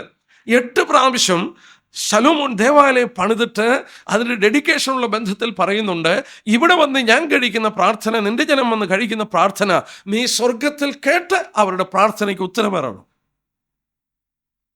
ദൈവം സ്വർഗത്തിൽ വസിക്കുന്നു. മനുഷ്യൻ വിനയപ്പെട്ട് പ്രാർത്ഥിക്കുമ്പോൾ സ്വർഗത്തിൽ കേട്ട് ദൈവം പ്രവർത്തിക്കുന്നു. ഇസ്രായേൽ സന്ദർശിച്ചപ്പോൾ, കഴിഞ്ഞ പ്രാവശ്യമാണെന്ന് തോന്നുന്നു സന്ദർശിച്ചപ്പോൾ, ഈ വിലാപമതിലിൻ്റെ അടുക്കലാണ് ദേവാലയം നിന്നത്. യഹൂദിൽ നിന്ന് കടന്നു വരാൻ കഴിയുന്ന സ്ഥലം വിലാപമതിൽ. അതിൻ്റെ മുകളിലുള്ള ടെമ്പിൾ മൗണ്ട് ഏറിയയിൽ യഹൂദനും ക്രിസ്ത്യാനികൾക്കോട് കയറി പ്രാർത്ഥിക്കാനോ ബൈബിളും കൊണ്ട് പോകാനോ അനുവാദമില്ല. അതുകൊണ്ട് അവർക്ക് ഏറ്റവും അടുത്ത് വരാൻ കഴിയുന്ന സ്ഥലം ഈ വിലാപമതിലിൻ്റെ അവിടെയാണ്. ഞാൻ അവിടെ നിന്നപ്പോൾ അവിടെ പലരും പോയിട്ടുള്ള കണ്ടിട്ടുണ്ട്. പ്രാർത്ഥന ഇങ്ങനെ കടലാസിൽ എഴുതിയ കല്ലിൻ്റെ ഇടയിലെല്ലാം കയറ്റി വെക്കുക. ലോകത്തിൻ്റെ ഓരോ കോണിൽ നിന്നും പ്രാർത്ഥന കൊടുത്തുവിടും പോകുന്നവരോട് ഇതൊന്നും അവിടെ വെക്കാൻ.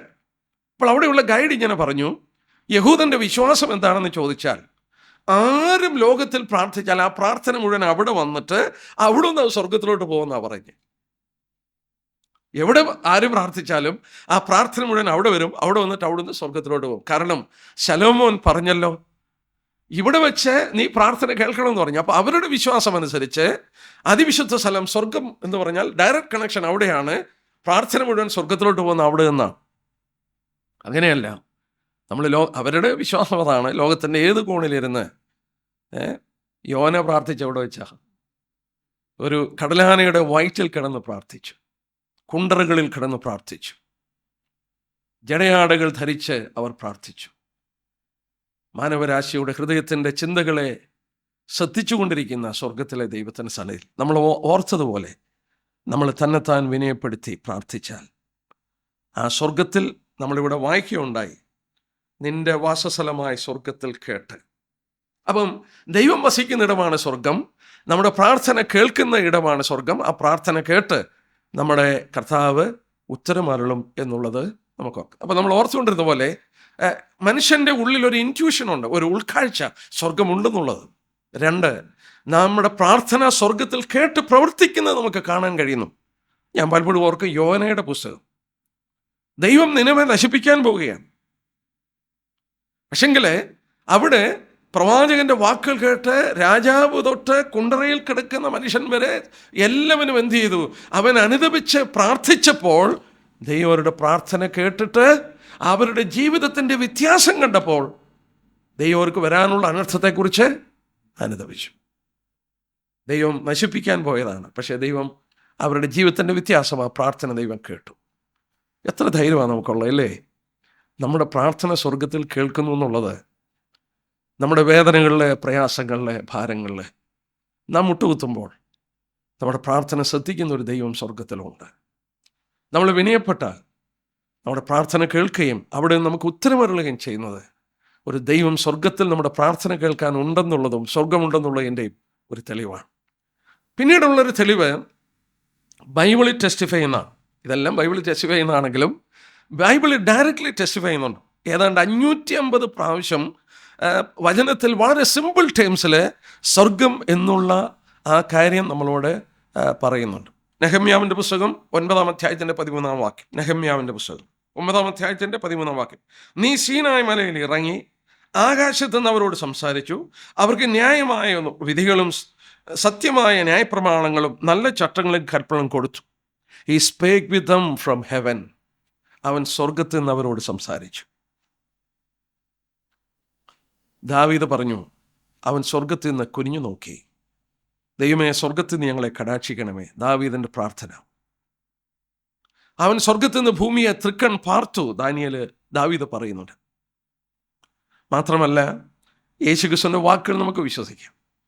യേശുക്രിസ്തു ഏറ്റവും വ്യക്തമായി പഠിപ്പിച്ചൊരു ഡോക്ട്രിൻ സ്വർഗത്തെക്കുറിച്ചും നരകത്തെക്കുറിച്ചോ. ഏറ്റവും കൂടുതൽ നരകത്തെക്കുറിച്ച് പറഞ്ഞ വ്യക്തി കർത്താവ് തന്നെയാണ്.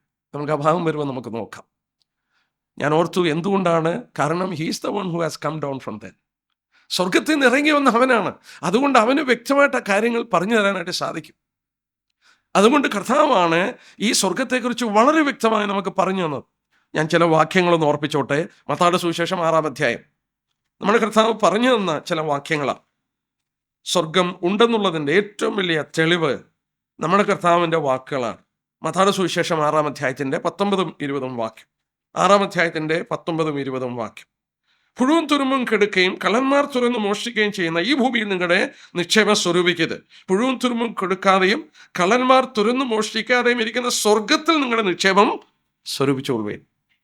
മനുഷ്യന് ഇവിടെയുള്ള ട്രഷേഴ്സൊക്കെ ദ്രവിച്ചു പോകും. എന്നാൽ സ്വർഗത്തിൽ നിക്ഷേപം സ്വരൂപിച്ചു കൊള്ളുക, അവിടെ അത് നശിച്ചു പോകില്ല എന്ന് പറയും. 6-ാം അധ്യായത്തിൻ്റെ തന്നെ 9-ാം വാക്യം നോക്കിയാട്ടെ.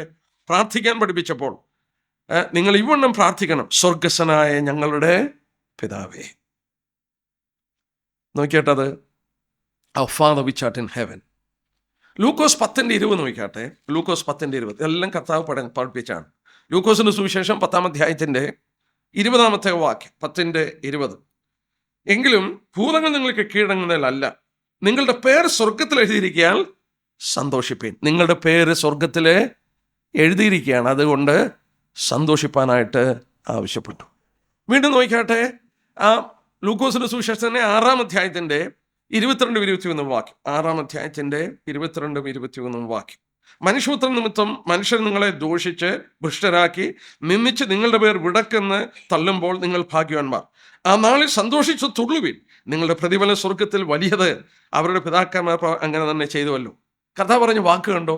കർത്താവ് ഇവിടെ പറഞ്ഞു, നിങ്ങളെ വിടക്കെന്നൊക്കെ എണ്ണുകയും നിങ്ങളെ തിരസ്കരിക്കുകയും ചെയ്തപ്പോൾ ഞാൻ ഈ വാക്യം വായിച്ചിട്ട് ചിന്തിച്ചു പോയി. കർത്താവ് പറഞ്ഞു, എന്താ നിങ്ങൾ സന്തോഷിപ്പാനായിട്ടല്ല പറഞ്ഞ, സന്തോഷിച്ച് തുള്ളുവാനായിട്ട് പറഞ്ഞു. നിങ്ങളെ വിടക്കെന്നെണ്ണുകയും നിങ്ങളെ തിരസ്കരിക്കുകയും ചെയ്യുമ്പോൾ സന്തോഷം കൊണ്ട് നിങ്ങൾ സന്തോഷിച്ച് തുള്ളാൻ പറഞ്ഞ കാരണം എന്നാ? സ്വർഗത്തിൽ വരുമ്പോൾ കാണാം ഇതിൻ്റെയൊക്കെ പ്രതിഫലം വലുതായിരുന്നു. അപ്പം നിങ്ങൾ ഈ ഭൂമിയിലല്ല, സ്വർഗത്തിൽ നിക്ഷേപം സ്വരൂപിക്കാൻ പറയും. നിങ്ങളെ നിന്ദിക്കുമ്പോഴും നിങ്ങളെ തിരസ്കരിക്കുകയും ചെയ്യുമ്പോൾ എൻ്റെ നാമം നിമിത്തം നിങ്ങൾക്ക് സ്വർഗത്തിൽ പ്രതിഫലമുണ്ട്. നമ്മുടെ കർത്താവ് പഠിപ്പിച്ചു. നിങ്ങൾ പ്രാർത്ഥിക്കുമ്പോൾ സ്വർഗത്തിലോട്ട് നോക്കി സ്വർഗസ്വനായ ഞങ്ങളുടെ പിതാവേ എന്ന് പ്രാർത്ഥിപ്പാനായിട്ട് കർത്താവ്. അപ്പോൾ ഈ കർത്താവ് പറഞ്ഞ ഈ വാക്കുകളിലൂടെ നമ്മൾ ഓർത്തതുപോലെ നെഹമ്യാവ് പറഞ്ഞ പോലെ 9:13 നീ സ്വർഗത്തിൽ നിന്ന് അവരോട് സംസാരിച്ചു. From heaven you have spoken. ഇത് നമ്മൾ ഓർത്തുകൊണ്ടിരുന്ന പോലെ is it A literal place? ഇത് ശരിയായിട്ട് ആശ്ചര്യമായൊരു സ്ഥലമാണോ? ചിലർക്കൊരു ധാരണയുണ്ട് it is only A concept. മനുഷ്യൻ്റെ മനസ്സിലെ ഒരു കൺസെപ്റ്റാണ് ഈ പറയുന്നതൊക്കെ. ഒരു സന്തോഷത്തിന് വേണ്ടി നൽകപ്പെടുന്ന ഒരു കൺസെപ്റ്റാണ്, ഒരു ധാരണയാണ് എന്നൊരു ചിന്താഗതിയുണ്ട്. അങ്ങനെയല്ല. നമ്മുടെ കർത്താവ് പറഞ്ഞ വാക്ക് അപഗ്രഥിച്ചാൽ it is a real literal place. അത് ആശ്ചര്യമായ ഒരു സ്ഥലമാണ് ഈ സ്വർഗം എന്ന് പറയുന്നത്. It is a literal physical and real place. എങ്ങനെ മനസ്സിലാക്കാം? കർത്താവ് പറഞ്ഞ വാക്ക് യോഹന്നാന്റെ സുവിശേഷം 14-ാം അധ്യായം നമുക്കൊക്കെ കാണാൻ അറിയാവുന്ന വാക്യമാണ്. 14-ാം അധ്യായത്തിൻ്റെ 2-3 വാക്യം നമുക്കറിയാവുന്ന വാക്യമാണ്. എൻ്റെ പിതാവിൻ്റെ ഭവനത്തിൽ അനേക വാസസ്ഥലങ്ങളുണ്ട്, ഇല്ലെങ്കിൽ ഞാൻ നിങ്ങളോട് പറഞ്ഞേനെ. ഞാൻ നിങ്ങൾക്കൊരു സ്ഥലം ഒരുക്കാൻ പോകുന്നു. ഞാൻ പോയി നിങ്ങൾക്ക് സ്ഥലം ഒരുക്കിയാൽ ഞാൻ ഇരിക്കുന്നിടത്ത് നിങ്ങളും ഇരിക്കുകയാണ്, പിന്നെയും വന്ന് നിങ്ങളെ എൻ്റെ അടുക്കൽ ചേർത്തുകൊള്ളും. നമ്മളൊന്ന് ആലോചിച്ച് നോക്കിയേ. I go to prepare a place. എൻ്റെ പിതാവിൻ്റെ ഭവനത്തിൽ എന്നെ വാസാലോട്. ഞാൻ പറയുക, എൻ്റെ ഫാദറിൻ്റെ വീട്ടിൽ ഒത്തിരി മുറിയുള്ള വീടുണ്ടെന്ന് പറഞ്ഞാൽ ഈസ് ഇറ്റ് എ കൺസെപ്റ്റ്? വെറും ഒരു ധാരണയാണോ അതോ ഒരു ആശ്ചര്യമായിട്ടുള്ളതാണോ? It's a literal thing. എൻ്റെ പിതാവിൻ്റെ ഭവനത്തിൽ അനേക വാസസ്ഥലമുണ്ട്. I go to prepare a place for you. ഞാൻ നിങ്ങൾക്കൊരു സ്ഥലം ഒരുക്കാൻ പോകുന്നു. ആ സ്ഥലം എന്നുള്ള വാക്കിലൂടെ നമുക്കൊരു കാര്യം മനസ്സിലാക്കാൻ സാധിക്കും. It is a literal place. ഞാൻ നിങ്ങൾക്കൊരു സ്ഥലം ഒരുക്കാൻ പോകുന്നു. ആ സ്ഥലം ഇംഗ്ലീഷിൽ a place. I go to prepare a place for you. അത് ആശ്ചര്യമായ ഒരു പ്രതലമാണ്, ഒരു സ്ഥലമാണ്. അപ്പോൾ സ്വർഗം എന്ന് പറയുന്നത് ഒരു സ്ഥലമാണ്. കർത്താവ് തന്നെ പറഞ്ഞു, നിങ്ങളുടെ നിക്ഷേപം സ്വർഗത്തിൽ സ്വരൂപിക്കാൻ ആവശ്യപ്പെട്ടു. It is actually a literal physical place. ആശ്ചര്യമായ ഒരു സ്ഥലമാണെന്നുള്ളത് നമുക്ക് മനസ്സിലാക്കാൻ സാധിക്കും. നമ്മുടെ കർത്താവ് അവിടെ നമുക്ക് വേണ്ടി സ്ഥലം ഒരുക്കിക്കൊണ്ടിരിക്കുകയാണ്. നമ്മുടെ കർത്താവ് പോയത് എങ്ങോട്ടാ? 2 വാക്യം നോക്കിയാട്ടെ. യോഹന്നാന്റെ സുവിശേഷം 6-ാം അധ്യായം, 6-ാം അധ്യായത്തിൻ്റെ 38-ാമത്തെ വാക്യം. യോഹന്നാന്റെ സുവിശേഷം 6-ാം അധ്യായത്തിൻ്റെ 38-ാം വാക്യം. ഞാൻ എൻ്റെ ഇഷ്ടമല്ല, എന്നെ അയച്ചവൻ്റെ ഇഷ്ടം ചെയ്യുവാൻ സ്വർഗത്തിൽ നിന്ന് ഇറങ്ങി വന്നിരിക്കുന്നു. I came down from heaven. I came down from heaven. അവൻ ഭൂമിയിൽ വന്നത് പറയുമ്പോൾ അവൻ സ്വർഗത്തിൽ നിന്ന് ഭൂമിയിലോട്ട് ഇറങ്ങി വന്നു എന്ന് അവൻ പറയുന്നു. He has come down from heaven. അവൻ്റെ പുനരുത്ഥാന ശേഷം 40 ദിവസം ഈ ഭൂമിയിൽ അവൻ ജീവിക്കുന്നു ശിഷ്യന്മാരെ കാണിച്ചു കൊടുത്ത ശേഷം കർത്താവ് എങ്ങോട്ടാണ് പോയത്? ലൂക്കോസ് നോക്കാം, 24:51. ലൂക്കോസ് 24:51, 51-ാമത്തെ വാക്യം. അവിടെ വായിക്കുന്നു, അവരെ അനുഗ്രഹിക്കൽ അവൻ അവരെ വിട്ട് പിരിഞ്ഞ് സ്വർഗാരോഹണം ചെയ്തു. While he blessed them, he parted from them and carried up into heaven. He was carried up into heaven. He came down from heaven. He was carried up to heaven. അവൻ സ്വർഗത്തിൽ നിന്ന് ഇറങ്ങി വന്നു. അവൻ്റെ ശുശ്രൂഷ തികച്ച് മരിച്ച് പുനരുത്ഥാനം പ്രാപിച്ച് 40 ദിവസം കഴിഞ്ഞപ്പോൾ he was carried up to heaven. It's a literal place. അത് ആശ്ചര്യമായ ഒരു സ്ഥലമാണ്. ഇന്ന് അവൻ എവിടെയാണ്? എബ്രായലേഖനം 8-ാം അധ്യായത്തിൻ്റെ 1-ാം വാക്യം. ഇന്ന് കർത്താവ് എവിടെയാണ്? വചനം എന്താ പറയുന്നത് നോക്കിയാട്ടെ. ഇന്ന് കർത്താവ് എവിടെയാണെന്ന് വചനം പറയുന്നത് നോക്കുക. എബ്രായലേഖനം 8-ാം അധ്യായത്തിൻ്റെ 1-ാമത്തെ വാക്യം നമുക്ക് വായിച്ചു നോക്കാം. 8-ാം അധ്യായത്തിൻ്റെ 1-ാം. നാം പറയുന്നതിൻ്റെ സാരം എന്തെന്നാൽ, സ്വർഗത്തിൽ മഹിമാസനത്തിൻ്റെ വലത്തുഭാഗത്ത് ഇരുന്നവനായ വിശുദ്ധ സ്ഥലത്തിൻ്റെയും മനുഷ്യനല്ല കർത്താവ് സ്ഥാപിച്ച സത്യകൂടാരത്തിൻ്റെ ശുശ്രൂഷകനായ മഹാപുരോഹിതൻ നമുക്കുണ്ട്. സ്വർഗത്തിൽ മഹിമാസനത്തിൻ്റെ വലത്തുഭാഗത്ത്. ഞാൻ ഇങ്ങനെ ഈ വാക്യങ്ങൾ വായിക്കുന്നത് to prove that it is a literal place. അത് ആശ്ചര്യമായൊരു സ്ഥലമാണെന്ന് തെളിയിക്കാൻ വാക്യങ്ങൾ എടുക്കുകയാണ്. കർത്താവ് സ്വർഗത്തിൽ നിന്ന് ഇറങ്ങി വന്നു. കർത്താവ് ശുശ്രൂഷ കഴിഞ്ഞ് സ്വർഗത്തിലേക്ക് കരേറിപ്പോയി. എബ്രായലേഖന കർത്താവ് പറയുന്നു, ഇന്നവൻ എവിടെയാണെന്ന് ചോദിച്ചാൽ സ്വർഗത്തിൽ പിതാവിൻ്റെ വലതുഭാഗത്ത് നമുക്ക് വേണ്ടി പക്ഷപാതം ചെയ്യാൻ. അത് ആശ്ചര്യമായ ഒരു സ്ഥലമാണ്. യോഹന്നാൻ 14:2 നമ്മളോട് പറഞ്ഞു, I go to prepare a place. ഞാനൊരു സ്ഥലം നിങ്ങൾക്കൊരുക്കാൻ പോവുകയാണ്. എന്നെ കേൾക്കുന്ന സഹോദരി സഹോദരന്മാരെ, സ്വർഗത്തെക്കുറിച്ച് വിഭിന്നമായ വ്യത്യസ്തമായ അഭിപ്രായങ്ങൾ പലരും പറഞ്ഞേക്കാം. പക്ഷേ ഒരു കാര്യം സത്യം, സ്വർഗം ആശ്ചര്യമായൊരു സ്ഥലമാണ്. It's a literal place. നമ്മുടെ പ്രത്യാശ എന്ന് പറയുന്നത് നമ്മുടെ മനസ്സിൻ്റെ ഉള്ളിലെ ഏറ്റവും വലിയ ആഗ്രഹം, നമ്മൾ ഓർത്തതുപോലെ, നമ്മുടെ കർത്താവ് പറഞ്ഞതുപോലെ നമ്മുടെ നിക്ഷേപങ്ങൾ അവിടെ സ്വരൂപിക്കാൻ കർത്താവ് പറഞ്ഞു. അവർ പ്രയോറിറ്റീസ്, നമ്മുടെ ജീവിതത്തിൻ്റെ മുൻഗണന ഇതുള്ള ബന്ധത്തിലായിരിക്കും. കാരണം നമ്മളത് അല്പകാലം ഇവിടെ ജീവിക്കത്തുള്ളൂ. We are just passing on. നമ്മുടെ നിത്യഭവനത്തിലേക്ക് പോകുവാൻ നമ്മൾ അല്പകാലം ഇവിടെ ജീവിക്കുന്നതുകൊണ്ട് നമുക്ക് നൽകിയ പേരാണ് അന്യരും പരദേശികളും, സ്ട്രേഞ്ചേഴ്സ് ആൻഡ് പിൽഗ്രിംസ്. കാരണം നമ്മൾ ഇവിടത്തേക്കുള്ളവരല്ല. We are strangers here. Pilgrim എന്ന് പറഞ്ഞാൽ അവനൊരു മോക്ഷയാത്രക്കാരനാണ്. വീട് നോക്കി യാത്ര പോവുകയാണ്. നമുക്കൊരു വീടുണ്ട്. ചെറിയ സാറ് എനിക്കൊന്ന് അവസാനം എഴുതിയ പാട്ടായിരിക്കും. താൻ വളരെ പ്രായം ചെന്ന് എത്രയോ പാട്ട് ക്രിസ്ത്യ സമൂഹത്തിന് കൊടുത്തു. എനിക്കുണ്ടൊരു പുത്തൻ പാട്ട് പാടാൻ, എനിക്കുണ്ടൊരു വീട് പാർക്കാൻ. കൊച്ചു പിള്ളേർ പറയുന്ന വാക്കുകളാണ്. കൊച്ചുകുട്ടികളൊക്കെ പറയില്ലേ, ഏതാണ്ട് അതേ വാക്കുകൾ പറഞ്ഞാണ് മരിക്കുന്നതിന് മുമ്പ് താൻ ആ പാട്ട് എഴുതിയത്. എനിക്കുണ്ട് പോകാനൊരു വീട്, എനിക്കുണ്ട് പാടാനൊരു പാട്ട്. ഭക്തന്മാരുടെ പ്രത്യാശ അതായിരുന്നു. നമ്മുടെ പ്രത്യാശ അതാ. ഇനിയും സ്വർഗം എവിടെയാണ്? Were is this heaven? സ്വർഗം എവിടെയാണ്? ആ ഭാഗം കൂടെ നമുക്ക് ഇന്ന് രാത്രി ഒന്ന് ശ്രദ്ധിക്കാനായിട്ട് നോക്കാം. എവിടെയാണ് സ്വർഗം? Were is heaven? സ്വർഗം എവിടെയാണ്? ഇനി ഞാൻ പറയുന്നത് ചിലർക്കൊരു അല്പം കോൺട്രവേഴ്സി ആയിട്ട് തോന്നിയേക്കാം. മിസ്കോട്ട് ചെയ്യരുത്. ഞാൻ പറയുന്ന വാക്യങ്ങൾ അതുപോലെ ശ്രദ്ധിക്കണം. സ്വർഗം എവിടെയാണ്? It is in A fixed location. ഒരു പ്രത്യേക സ്ഥലത്താണ്. എവിടെയാണെന്ന് തിരുവചനം നമ്മളൊന്ന് അപഗ്രഥിച്ചാൽ അല്പം മനസ്സിലാക്കാൻ സാധിക്കും. നമ്മൾ ഓർത്തു, തിരുവചനമാണ് നമ്മുടെ കാലിന് ദീപം, പാതയ്ക്ക് പ്രകാശം. 2 വാക്യങ്ങൾ ഞാൻ എടുക്കാൻ പോവുകയാണ്. സങ്കീർത്തനം 75, സ്വർഗം എവിടെയാ? വെർ ഇസ് ദിസ് ഹെവൻ എന്ന് നമുക്ക് നോക്കാം. 75-ാമത്തെ സങ്കീർത്തനം, 75-ാമത്തെ സങ്കീർത്തനത്തിൻ്റെ 6-7 വാക്യം. ഇതൊരു ഇൻട്രസ്റ്റിംഗ് പാസേജാണ്. സ്വർഗം എവിടെയാണെന്ന് മനസ്സിലാക്കാൻ നമ്മളെ അനുവദിക്കുന്ന 1-2 പാസേജസിൽ ഒരെണ്ണമാണ് 75-6-7. കിഴക്ക് നിന്നല്ല, പടിഞ്ഞാറ് നിന്നല്ല, തെക്ക് നിന്നല്ല ഉയർച്ച വരുന്നത്, ദൈവം ന്യായാധിപതിയാകുന്നു. എന്താ അങ്ങനെ വാക്യം എഴുതാൻ കാരണം? പിന്നെ ഉയർച്ച വരുന്ന എവിടുന്നാ? ഒന്ന് നോക്കിയേ. കിഴക്ക് നിന്നല്ല, പടിഞ്ഞാറ് നിന്നല്ല, തെക്ക് നിന്നുമല്ല ഉയർച്ച വരുന്നത്, ദൈവം ന്യായാധിപതിയാണ്. പിന്നെ എവിടുന്നാ വരുന്നത് ഈ വാക്യം അനുസരിച്ച്?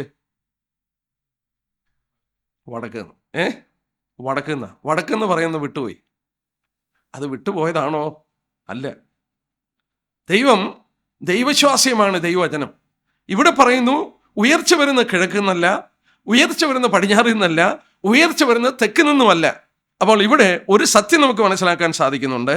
ഇവിടെ പറയാതെ വിട്ടുപോയ സ്ഥലത്ത് നിന്നാണ് ഉയർച്ച വരുന്നത്. ദൈവം ന്യായാധിപതിയാണ്. ആ സ്ഥലം വടക്ക് ഭാഗത്താണ്. വേറെ എന്തെങ്കിലും തെളിവുണ്ടോ? യെശയ്യാപ്രവചനം 14-ാം അധ്യായം എടുത്താട്ടെ. Isaiah chapter 14. യെശയ്യാപ്രവചനം 14-ാം അധ്യായം, അതിൻ്റെ 12-17 വരെ നമുക്ക് ആദ്യം ഒന്ന് വായിക്കാം. യെശയ്യാപ്രവചനം 14-12 വരെയുള്ള വാക്യം. അരുണോദയപുത്രനായ ശുക്ര. ഇത് പരിചയമില്ലാത്തവർക്കറിയാം. സാത്താനെ തെള്ളിയിട്ട് കഴിഞ്ഞിട്ട് അതോടുള്ള ബന്ധത്തിലുള്ള വർണ്ണനയാണ്. അരുണോദയപുത്രനായ ശുക്ര, നീ എങ്ങനെ ആകാശത്ത് നിന്ന് വീണു? ജാതികളെ താഴ്ത്തിക്കളഞ്ഞവനെ, നീ എങ്ങനെ വെട്ടേറ്റ് നിലത്ത് വീണു? ഞാൻ സ്വർഗത്തിൽ കയറും, എൻ്റെ സിംഹാസനം ദൈവത്തിൻ്റെ നക്ഷത്രങ്ങൾക്ക് മീതെ വെക്കും. ഉത്തരദിക്കിൻ്റെ അതിർത്തിയിൽ സമാഗമന പർവ്വതത്തിൽ ഞാൻ ഇരുന്നരുളും. ഞാൻ മേഘോന്നതങ്ങൾക്ക് മീതെ കയറും. ഞാൻ അത്യുന്നതനോട് സമനാകും എന്നല്ലോ നീ ഹൃദയത്തിൽ പറഞ്ഞത്. എന്നാൽ നീ പാതാളത്തിലേക്ക്, നാശകൂപത്തിൻ്റെ അടിയിലേക്ക് തന്നെ വീഴും. നിന്നെ കാണുന്നവർ നിന്നെ ഉറ്റുനോക്കി ഭൂമിയെ നടുക്കുകയും രാജ്യങ്ങളെ കുലുക്കുകയും ഭൂതലത്തെ മരുഭൂമി പോലെ ആക്കുകയും അതിലെ പട്ടണങ്ങളെ ഇടിച്ചു കളയുകയും തൻ്റെ ബദ്ധന്മാരെ വീട്ടിലേക്ക് അഴിച്ചു വിടാതിരിക്കുകയും ചെയ്യുന്നവൻ ഇവനല്ലയോ എന്ന് നിരൂപിക്കും. ആ വാക്യം ശ്രദ്ധിച്ചോ? 13-ാം വാക്യം. ഞാൻ സ്വർഗത്തിൽ കയറും. സാത്താൻ്റെ പാപമാണ്. മാനവരാശിയല്ല ആദ്യം പാപം ചെയ്തത്. സാത്താനും മനുഷ്യനുമായിട്ടുള്ള പാപത്തിൻ്റെ വ്യത്യാസം, മനുഷ്യനെ ടെംപ്റ്റ് ചെയ്യുകയായിരുന്നു, മനുഷ്യനെ പാപം ചെയ്യാൻ പ്രേരിപ്പിക്കുകയായിരുന്നു, ഹവ്വയെ വഞ്ചിക്കുകയായിരുന്നു, മനുഷ്യനെ പ്രേരിപ്പിച്ച് പാപം ചെയ്യുകയാണ്. എന്നാൽ സാത്താനെ പ്രേരിപ്പിക്കുകയല്ല, അവൻ്റെ ഉള്ളിൽ നിന്നാണ് വന്നത്. അവൻ്റെ ഉള്ളിൽ നിന്നാണ് ഈ പാപം കടന്നു വന്നത്. അവൻ്റെ പാപം എന്തായിരുന്നു? നോക്കുക, പ്രപഞ്ചത്തിൽ പിതാവും പുത്രനും പരിശുദ്ധാത്മാവും കഴിഞ്ഞാൽ പ്രപഞ്ചത്തിലെ ഏറ്റവും വലിയ ശക്തി ആരായിരുന്നു? ലൂസിഫർ ആയിരുന്നു. അവനെ സൃഷ്ടിച്ചപ്പോൾ അവനെ എത്ര മനോഹര രൂപിയായിട്ട് സൃഷ്ടിച്ചതാണ്. ചിറകുകളൊക്കെ അനക്കുമ്പോൾ സംഗീതങ്ങളും, വലിയ ശക്തിയുള്ളവനും, അവൻ്റെ മഹത്വം മറ്റു വേദഭാഗങ്ങളിലൂടെ നമുക്ക് മനസ്സിലാക്കാൻ സാധിക്കും. അപ്പോൾ അവൻ്റെ മനസ്സിൽ തന്നെ ഉണ്ടായി 13-ാമത്തെ വാക്യം, ഞാൻ സ്വർഗത്തിൽ കയറും. I will exalt my throne above God's throne. ദൈവത്തിൻ്റെ സിംഹാസനത്തിന് മുകളിൽ ഞാൻ എൻ്റെ സിംഹാസനം വെക്കും. 14-ാമത്തെ വാക്യം, മേഘോന്നതങ്ങളിൽ കയറും. I will ascend above the heights of the clouds. 13-ാം വാക്യത്തിൻ്റെ 2-ാം ഭാഗം നോക്കിക്കട്ടെ, അല്ലെങ്കിൽ അതെ 2-ാം ഭാഗം, മീതെ വെക്കും. ഉത്തരദിക്കിൻ്റെ അതിർത്തിയിൽ സമാഗമന പർവ്വതത്തിന്മേൽ ഞാൻ ഇരുന്നരുളും. ആ വാക്യം കണ്ടോ? I will go into the sides of the north. I will ascend into heaven. I will exalt my throne above the stars of God. അവൻ പറഞ്ഞ വാക്കുണ്ടോ? I will go into the sides of the north. വടക്കിൻ്റെ അറ്റത്ത് ഞാൻ പോയി ദൈവത്തിൻ്റെ അവിടെയുള്ള നക്ഷത്രങ്ങൾക്ക് മീതെ ഞാൻ പോയി എൻ്റെ സിംഹാസനം വെക്കും. അപ്പോൾ ഇവിടെ സാത്താൻ എവിടോട്ട് കയറുമെന്നാണ് പറഞ്ഞത്? Above the stars of God. എവിടെ ആ സ്ഥലം പറഞ്ഞത്? Into the sides of the north. മലയാളത്തിൽ ഉത്തരദിക്കെന്നാണ്. ഉത്തരദിക്കെന്നുള്ളത് ഇംഗ്ലീഷിൽ സൈഡ്സ് ഓഫ് ദ നോർത്ത് എന്നാണ്. നമ്മൾ സങ്കീർത്തനം 75:6-7 വായിച്ചു. ഞാൻ വിശ്വസിക്കുന്നു heaven is in A fixed place. സ്വർഗം ഒരു ഫിക്സഡ് പ്ലേസ് ആണ്. അത് വടക്കാണ്. ദൈവത്തിൻ്റെ സിംഹാസനത്തിൻ്റെ മുകളിൽ നക്ഷത്രങ്ങൾക്ക് മീതെ അവൻ്റെ സിംഹാസനം വെച്ച് അരുളുവെന്ന് അവൻ പറഞ്ഞത്. അവൻ നോക്കണം, ഈ നക്ഷത്രങ്ങൾ എവിടെയാണ്? നക്ഷത്രങ്ങൾക്ക് മീതെ 13-ാം വാക്യത്തിൽ വായിക്കും, ദൈവത്തിൻ്റെ നക്ഷത്രങ്ങൾക്ക് മീതെ ഉത്തരദിക്കൽ. നക്ഷത്രങ്ങൾ നമുക്കറിയാം, 3 സ്വർഗങ്ങളുണ്ട്. പൗലോസ് 2 കൊരിന്ത്യർ 12-ാം അധ്യായത്തിൻ്റെ 2-4 വാക്യം അറിയാവുന്ന വാക്യമാണെങ്കിലും ഇതൊന്ന് പരിചയമില്ലാത്തവർക്ക് വേണ്ടി ആ വാക്യം ഒന്ന് വായിച്ചു പോകാം. പൗലോസ് ഒരു അനുഭവത്തെക്കുറിച്ച് പറയുമ്പോൾ 2 കൊരിന്ത്യർ 12-ാം അധ്യായത്തിൻ്റെ 2-ാം വാക്യം, ക്രിസ്തുവിൽ ഒരു മനുഷ്യനെ ഞാൻ അറിയുന്നു, അവൻ 14 സംവത്സരം മുമ്പേ 3-ാം സ്വർഗത്തോളം എടുത്തുള്ളപ്പെട്ടു, ശരീരത്തോടോ എന്ന് ഞാൻ അറിയുന്നില്ല, ശരീരം കൂടാതെയൊന്ന് അറിയുന്നുമില്ല. 4-ാം വാക്യം, മനുഷ്യൻ ഉച്ചരിപ്പാൻ പാടില്ലാത്തതും പറഞ്ഞുകൂടാത്തതുമായ വാക്കുകളെ അവൻ കേട്ടു എന്ന് ഞാൻ അറിയുന്നു. 3-ാം സ്വർഗത്തോളം എടുത്തുകൊള്ളപ്പെട്ടു. അപ്പൊ സ്വർഗം 3 ഉണ്ട്. സ്വർഗത്തിൽ കടന്നു ചെന്നപ്പോൾ പൗലോസ് ഉച്ചരിച്ചുകൂടാൻ പാടില്ലാത്ത വാക്കുകൾ കേട്ടു. ഏതായി 3 സ്വർഗം? സിമ്പിളാണ്. 1-ാമത്തെ സ്വർഗം നമ്മൾ വായിക്കുന്ന പോലെ 2 പത്രോസ് 3-ാം അധ്യായത്തിൻ്റെ 10-ാം വാക്യത്തിൽ വായിക്കുന്നുണ്ട്, ആകാശം കൊടുമുഴക്കത്തോടെ മാറിപ്പോകും. Atmospheric air. പക്ഷികൾ പറക്കുന്ന, നമ്മൾ പക്ഷികളൊക്കെ പറക്കുന്ന കാണും. ഈ ഭാഗമാണ് 1-ാമത്തെ സ്വർഗം. അതിൻ്റെ മുകളിൽ 2-ാമത്തെ സ്വർഗം. സങ്കീർത്തനങ്ങൾ 19:1 വായിക്കുന്നുണ്ട്, ആകാശം ദൈവത്തിൻ്റെ മഹത്വത്തെ വർണ്ണിക്കുന്നു, ആകാശവിധാനം അവൻ്റെ കൈവേലയെ പ്രശസ്തമാക്കുന്നു. മുമ്പൊരിക്കൽ ഞാൻ പറഞ്ഞിട്ടുണ്ട്, ശാസ്ത്രം കണ്ടുപിടിച്ചപ്പോൾ ഇത് പല തട്ടുകൾ, ടോപ്പോസ്ഫിയർ, അയണോസ്ഫിയർ, മെസോസ്ഫിയർ, ഇങ്ങനെ പല തട്ടുകളാണ്. ദൈവം അങ്ങനെ ഏതാണ്ട് 1600 കിലോമീറ്ററാണ് ഈ അറ്റ്മോസ്ഫിയർ എയർ എന്ന് പറയുന്നത്. 1600 കിലോമീറ്റർ. ആകാശം ദൈവത്തിൻ്റെ മഹത്വത്തെ വർണ്ണിക്കുന്നു. ഭൂമിയുടെ കൃത്യ വലിപ്പം, ഈ ഭൂമി ഇച്ചിരൂടെ വലുതായിരുന്നെങ്കിൽ ഈ 1600 കിലോമീറ്റർ കുറച്ചുകൂടെ താന്നു പോയനെ. ഫോഴ്സ് ഓഫ് ഗ്രാവിറ്റി കൂടും. ഏതാണ്ട് സൂര്യൻ്റെ വലിപ്പം ഉണ്ടായിരുന്നെങ്കിൽ ഭൂമിക്ക്, ഇതിൻ്റെ അറ്റ്മോസ്ഫിയറിക് പ്രഷർ ഇതിനെ വലിച്ച് താത്ത് ഏതാണ്ട് ചെറിയൊരിത് വന്നിട്ട് ശാസ്ത്രജ്ഞന്മാർ പറയുന്നുണ്ട്, മനുഷ്യന് പ്രഷർ കൊണ്ട് ഒരെണ്ണാൻ്റെ വലിപ്പമായി പോയനെ. പ്രഷർ കൊണ്ട് മനുഷ്യൻ കുഞ്ഞായി പോയനെ. 3-ന്റെ വലിപ്പമായിരുന്നെങ്കിൽ ഭൂമി, ഇതിൻ്റെ ദൂരം വീണ്ടും കൂടിയിട്ട് സമുദ്രത്തിലെ വെള്ളത്തെ കൊണ്ടുപോകാൻ സാധ്യമല്ലാതെ വന്നിട്ട് മഴ പെയ്യാതെ പോയനെ. അപ്പോൾ ഒന്ന് ആലോചിച്ച് നോക്കിയാൽ, ഈ ഭൂമിയെ ദൈവം അങ്ങോട്ട് ഈ വലിപ്പത്തിൽ സൃഷ്ടിച്ചപ്പോൾ കൃത്യം 1600 കിലോമീറ്റർ. എന്ത് അതിൻ്റെ ഗുണമുണ്ടായി? 1600 കിലോമീറ്റർ അറ്റ്മോസ്ഫിയറിക് എയർ ബ്ലാങ്കറ്റ് ഭൂമിയെ പുതപ്പിച്ചിരിക്കുക. നേരത്തെ ഞാൻ പറഞ്ഞിട്ടുണ്ട്, ഏതാണ്ട് 2 കോടി ഉൽക്കകൾ ഭൂമിയിലേക്ക് പതിക്കുന്നുണ്ട്. ഒരു വട്ടിൻ്റെ വലിപ്പം തുടങ്ങി വലിയ കല്ലുകൾ വരെ 2 കോടി ഉൽക്കകൾ ഭൂമിയിലേക്ക് വരുന്നെങ്കിൽ ഒരെണ്ണം പോലും ഭൂമി വന്ന് പതിക്കുന്നില്ല. ഈ അടുത്ത സമയത്ത് ഒരെണ്ണം വെല്ലൂർ വന്ന് വീണ് ഒരാൾ മരിച്ചു എന്ന് പറയുന്നത്, ഭൂമിയിൽ ആദ്യമായിട്ട് ഒരാൾ മരിച്ചെന്നാണ് പറയുന്നത്. നാസ അല്ലെന്നും പറയുന്നുണ്ട്, വീണെന്നും പറയുന്നുണ്ട്. അത് വളരെ താല്പര്യമായിട്ട് ഞാൻ ആ വാർത്ത എടുത്ത് വെച്ചു. കാരണം എന്തുകൊണ്ടാണ് ഭൂമിയിൽ ഇത് വീഴാത്തത്? ഭൂമിയിൽ വീഴാത്തതിൻ്റെ കാരണം ഈ അറ്റ്മോസ്ഫിയർ എയർ ഉള്ളതുകൊണ്ട്. 1600 കിലോമീറ്ററിലോട്ട് ഇത് കയറുമ്പോൾ ഒരസി ഇറങ്ങ് കത്തിപ്പോവും. ഭൂമിയെ ദൈവം ബ്ലാങ്കറ്റ് കൊണ്ട് പുതപ്പിച്ചിരിക്കുക. എന്നാൽ പീഡന കാലഘട്ടത്തിൽ എന്തോ സംഭവിക്കും? പുസ്തകച്ചുരുൾ ചുരുട്ടും പോലെ ആകാശം മാറിപ്പോകും. ഈ അറ്റ്മോസ്ഫിയർ എയറിനെ ദൈവം ചുരുട്ടി മാറ്റുമ്പോൾ എന്തോ സംഭവിക്കും? ഇതെല്ലാം ഇങ്ങനെ കൊണ്ട് വീഴും. അതാ കർത്താവ് പറഞ്ഞ്, ആകാശത്ത് നിന്ന് നക്ഷത്രങ്ങൾ ഭൂമിയിൽ വീഴും. വെളിപാട് പുസ്തകത്തിൽ വായിക്കുന്നുണ്ട്, അത്തിക്കായ് പെരുങ്കാറ്റ് കൊണ്ട് കുലുങ്ങിയിട്ട് കായ് ഉതിർക്കുന്ന പോലെ ആകാശത്ത് നിന്ന് നക്ഷത്രങ്ങൾ ഭൂമിയിൽ വീഴും. അപ്പം ആലോചിച്ച് നോക്കിയേ, 1-ാം സ്വർഗം പക്ഷികൾ പറക്കുന്നു, 2-ാം സ്വർഗം നമ്മൾ ഓർത്ത പോലെ അറ്റ്മോസ്ഫിയറിക് എയർ 1600 കിലോമീറ്റർ ഉണ്ട്. അതിൻ്റെ മുകളിലാണ് 3-ാം സ്വർഗം, തേർഡ് ഹെവൻ, ദൈവം വസിക്കുന്ന ആ പ്രദേശമാണ് 3-ാം സ്വർഗം. ഇവിടെ സാത്താൻ പറഞ്ഞ എന്താ? ഞാൻ സ്വർഗത്തിൽ കയറും. ഇതിൻ്റെയൊക്കെ മുകളിൽ ഏത് ഭാഗത്താണ് കയറുമെന്ന് പറഞ്ഞ്, ഉത്തരദിക്കിനെ, into the sides of the north. ഞാൻ വടക്കേ ഭാഗത്ത് അവിടെ മുകളിൽ കയറും, ദൈവത്തിൻ്റെ വാസസ്ഥലത്തിന് മുകളിൽ കൊണ്ടുപോയി എൻ്റെ സിംഹാസനം വെക്കും. നമ്മുടെ വിഷയം ഓർത്താൽ മതി. അവിടെ മറ്റൊരു സത്യം നമ്മളെ പഠിപ്പിക്കുന്നു.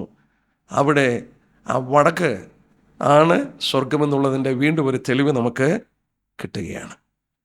നിങ്ങൾ ഇവിടെ ഇരിക്കുന്ന നല്ല വിദ്യാസമ്പന്നരായ പലരുമുണ്ട്, ശാസ്ത്രം നന്നായിട്ട് അറിയാവുന്നവരുണ്ട്. ഈ ലോകം ഒരു ഗോളമല്ലേ? ഈ ലോകത്തിൻ്റെ ഏറ്റവും ടോപ്പ് എന്ന് പറയുന്ന സ്ഥലം എവിടെയാണ്? നോർത്ത് പോൾ എന്നാണ് പറയുന്നത്. North pole. ഈ നോർത്ത് പോളിൻ്റെ മുകളിലൊരു സ്റ്റാറുണ്ട്. അതിന് പറയുന്ന നോർത്ത് സ്റ്റാർ എന്ന. പല പേരുകൾ അതിന് പറയും. പോളാറിസ് എന്ന് പറയും, പോളാർ സ്റ്റാർ എന്ന് പറയും, ലോഡ് സ്റ്റാർ എന്ന് പറയും. ഈ പോളാർ സ്റ്റാർ അവിടെ നിൽക്കുന്നു. ഇനി നോക്കിക്കോണം, സാത്താൻ പറഞ്ഞത് ഓർക്കണം, ഞാൻ സ്വർഗത്തിൽ കയറും, ദൈവത്തിൻ്റെ നക്ഷത്രങ്ങൾക്ക് മീതെ ഞാൻ കയറും.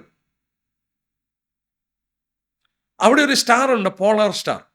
ഈ പോളാർ സ്റ്റാർ അല്ലെങ്കിൽ നോർത്ത് സ്റ്റാറിൻ്റെ പ്രത്യേകത എന്താണെന്നറിയാം?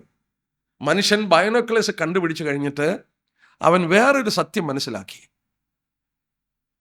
ഈ നോർത്ത് പോളിൽ ആ സ്റ്റാർ അവിടെ നിൽക്കുക, ബാക്കി മുഴുവൻ കറങ്ങുന്നത് അതിനെ ചുറ്റിയാണ്. ഈ നോർത്ത് സ്റ്റാറിനെ ചുറ്റിയാണ് നക്ഷത്രങ്ങളും ഈ നക്ഷത്ര സമൂഹങ്ങളും ഭൂമിയും എല്ലാം കറങ്ങിക്കൊണ്ടിരിക്കുന്ന ആ നോർത്ത് സ്റ്റാറിനെ ബേസ് ചെയ്തുകൊണ്ടാണ്. കാന്തം എങ്ങോട്ടാണ് ആകർഷിച്ചുകൊണ്ടിരിക്കുന്നത്? നോർത്തിലോട്ടാണ്. There is an attraction. Universe revolves around north pole. ഈ പ്രപഞ്ചം തന്നെ നോർത്ത് പോളിനെ ഇത് ചെയ്തുകൊണ്ടാണ് ഇങ്ങനെ പോകുന്നത്. മറ്റു വിധത്തിൽ പറഞ്ഞാൽ, ഇന്ന് ശാസ്ത്രലോകം കണ്ടുപിടിച്ച പോലെ ഒരു പവർഫുൾ ക്യാമറ, ബൈനോക്കുലേഴ്സ് വെച്ചിട്ട് ഇതിനെ നോക്കിയാൽ കാണാം എല്ലാം ഇങ്ങനെ കറങ്ങുന്നത് ഈ നോർത്ത് പോളിനെ ബേസ് ചെയ്ത്. പണ്ട് കപ്പൽ യാത്ര ചെയ്തവർക്ക് ഇന്നത്തെ പോലുള്ള സൗകര്യങ്ങളൊന്നുമില്ല. അവർ മുഴുവൻ കപ്പൽ യാത്ര ചെയ്തത് ഈ നോർത്ത് പോളിനെ നോക്കിക്കൊണ്ടാണ് അവർ യാത്ര ചെയ്തത് മുഴുവൻ. അതിനെ ബേസ് ചെയ്താണ് ഡയറക്ഷൻസും എല്ലാം കണ്ടുപിടിച്ച് അവർ യാത്ര ചെയ്തുകൊണ്ടിരുന്നത്. ഒരു കാര്യം ഓർത്താട്ടെ, ദൈവം എത്ര വലിയവനാണ്. ഉത്തരദിക്കിൽ ദൈവത്തിൻ്റെ സിംഹാസനത്തിൻ്റെ നക്ഷത്രങ്ങൾക്ക് മീതെ ഞാൻ കയറുമെന്ന് സാത്താൻ പറയുമ്പോൾ ഒരു നോർത്ത് സ്റ്റാറുണ്ട്, അതാണ് സ്വർഗമെന്ന് എനിക്കറിഞ്ഞുകൂടാ. പക്ഷെ ഒരു കാര്യം എനിക്കറിയാം, ശാസ്ത്രം പറയുന്ന പോലെ ഫിക്സറായിട്ട് ഭൂമിയുടെ ഉപരിതലത്തിൻ്റെ മണ്ട് നോർത്ത് പോളാണ്, അതിൻ്റെ മുകളിൽ ഒരു നോർത്ത് സ്റ്റാറുണ്ട്. സാത്താൻ പറയുന്നുണ്ട്, ഞാൻ ഉത്തരദിക്കിലുള്ള നക്ഷത്രങ്ങൾക്ക് മീതെ ദൈവത്തിൻ്റെ സിംഹാസനം കൊണ്ടുവെക്കുമെന്ന് പറഞ്ഞു. അറിഞ്ഞുകൂടാ, ചില ഹിൻസുകൾ മാത്രമേ കിട്ടുന്നുള്ളൂ. One thing is sure, heaven is on north side. It is a fixed place. അത് മാറ്റമില്ലാത്ത ഒരിടമാണ്. സകലതും അതിനെ ബേസ് ചെയ്തുകൊണ്ട് ഈ പ്രപഞ്ചം മുഴുവൻ കറങ്ങിക്കൊണ്ടിരിക്കുകയാണ്.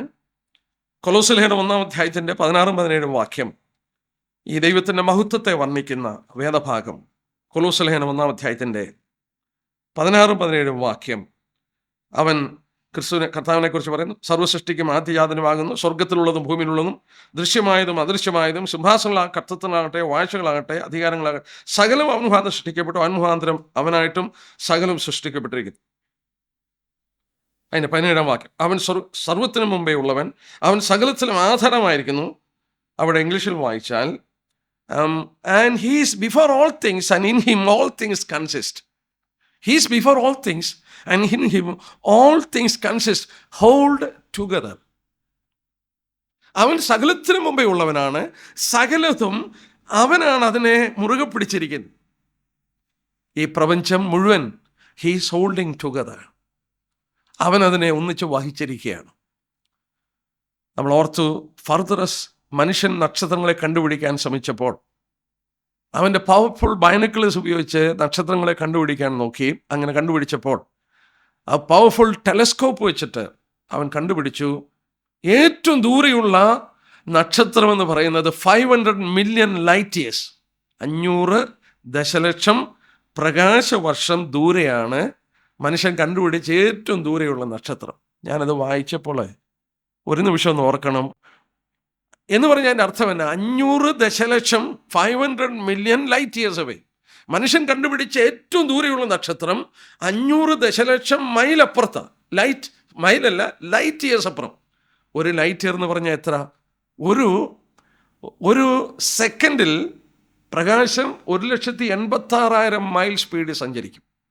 ഒരു സെക്കൻഡിൽ 1,86,000 മൈൽ സ്പീഡിൽ നമ്മൾ യാത്ര ചെയ്താൽ 500 ദശലക്ഷം ലൈറ്റ് ഇയേഴ്സ് കഴിഞ്ഞാൽ മനുഷ്യൻ കണ്ടുപിടിച്ച നക്ഷത്രത്തിൻ്റെ അപ്പുറത്ത് ചെല്ലും.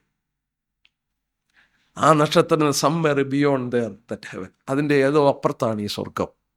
നമുക്കറിഞ്ഞുകൂടാ. ഞാനിത് ഓർത്തപ്പോൾ എൻ്റെ മനസ്സിൽ ഓടി വന്നു.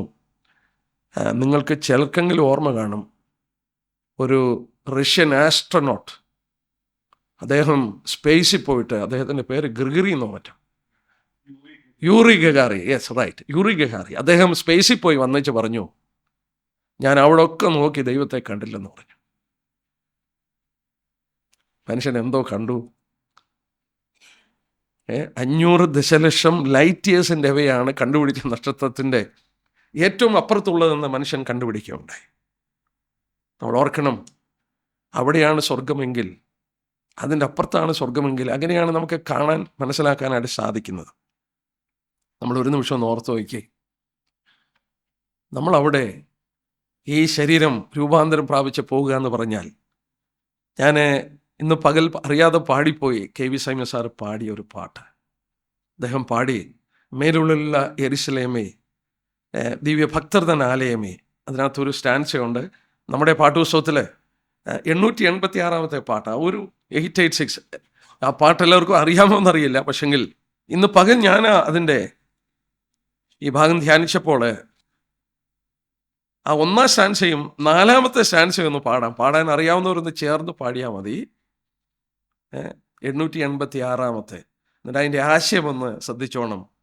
മേലിലുള്ള യെരൂശലേമേ കാലമെല്ലാം കഴിയുന്ന മേളിലെന്നെ ചേർക്കണേ നിൻ കൈകളിൽ. നാഥ ലളിത കൃപയുടെ വരുഷമനുദിനം അനുഭവിപ്പതിനരുളണേ സഭയാകുമീ പുഷ്പമാം സാധു നൈതലിൽ. നിന്റെ പാലനമല്ലാതെ എന്തി പൈതലിൽ, നിന്റെ പാലനമല്ലാതെ എന്തി പൈതലിൽ. 4ാമത്, 1000 കോടി വാനഗോളങ്ങളെ താണ്ടി, 1000 കോടി വാനഗോളങ്ങളെ താണ്ടി പോയിടും നിൻ മാർഗമോഹിക്കാവതോ.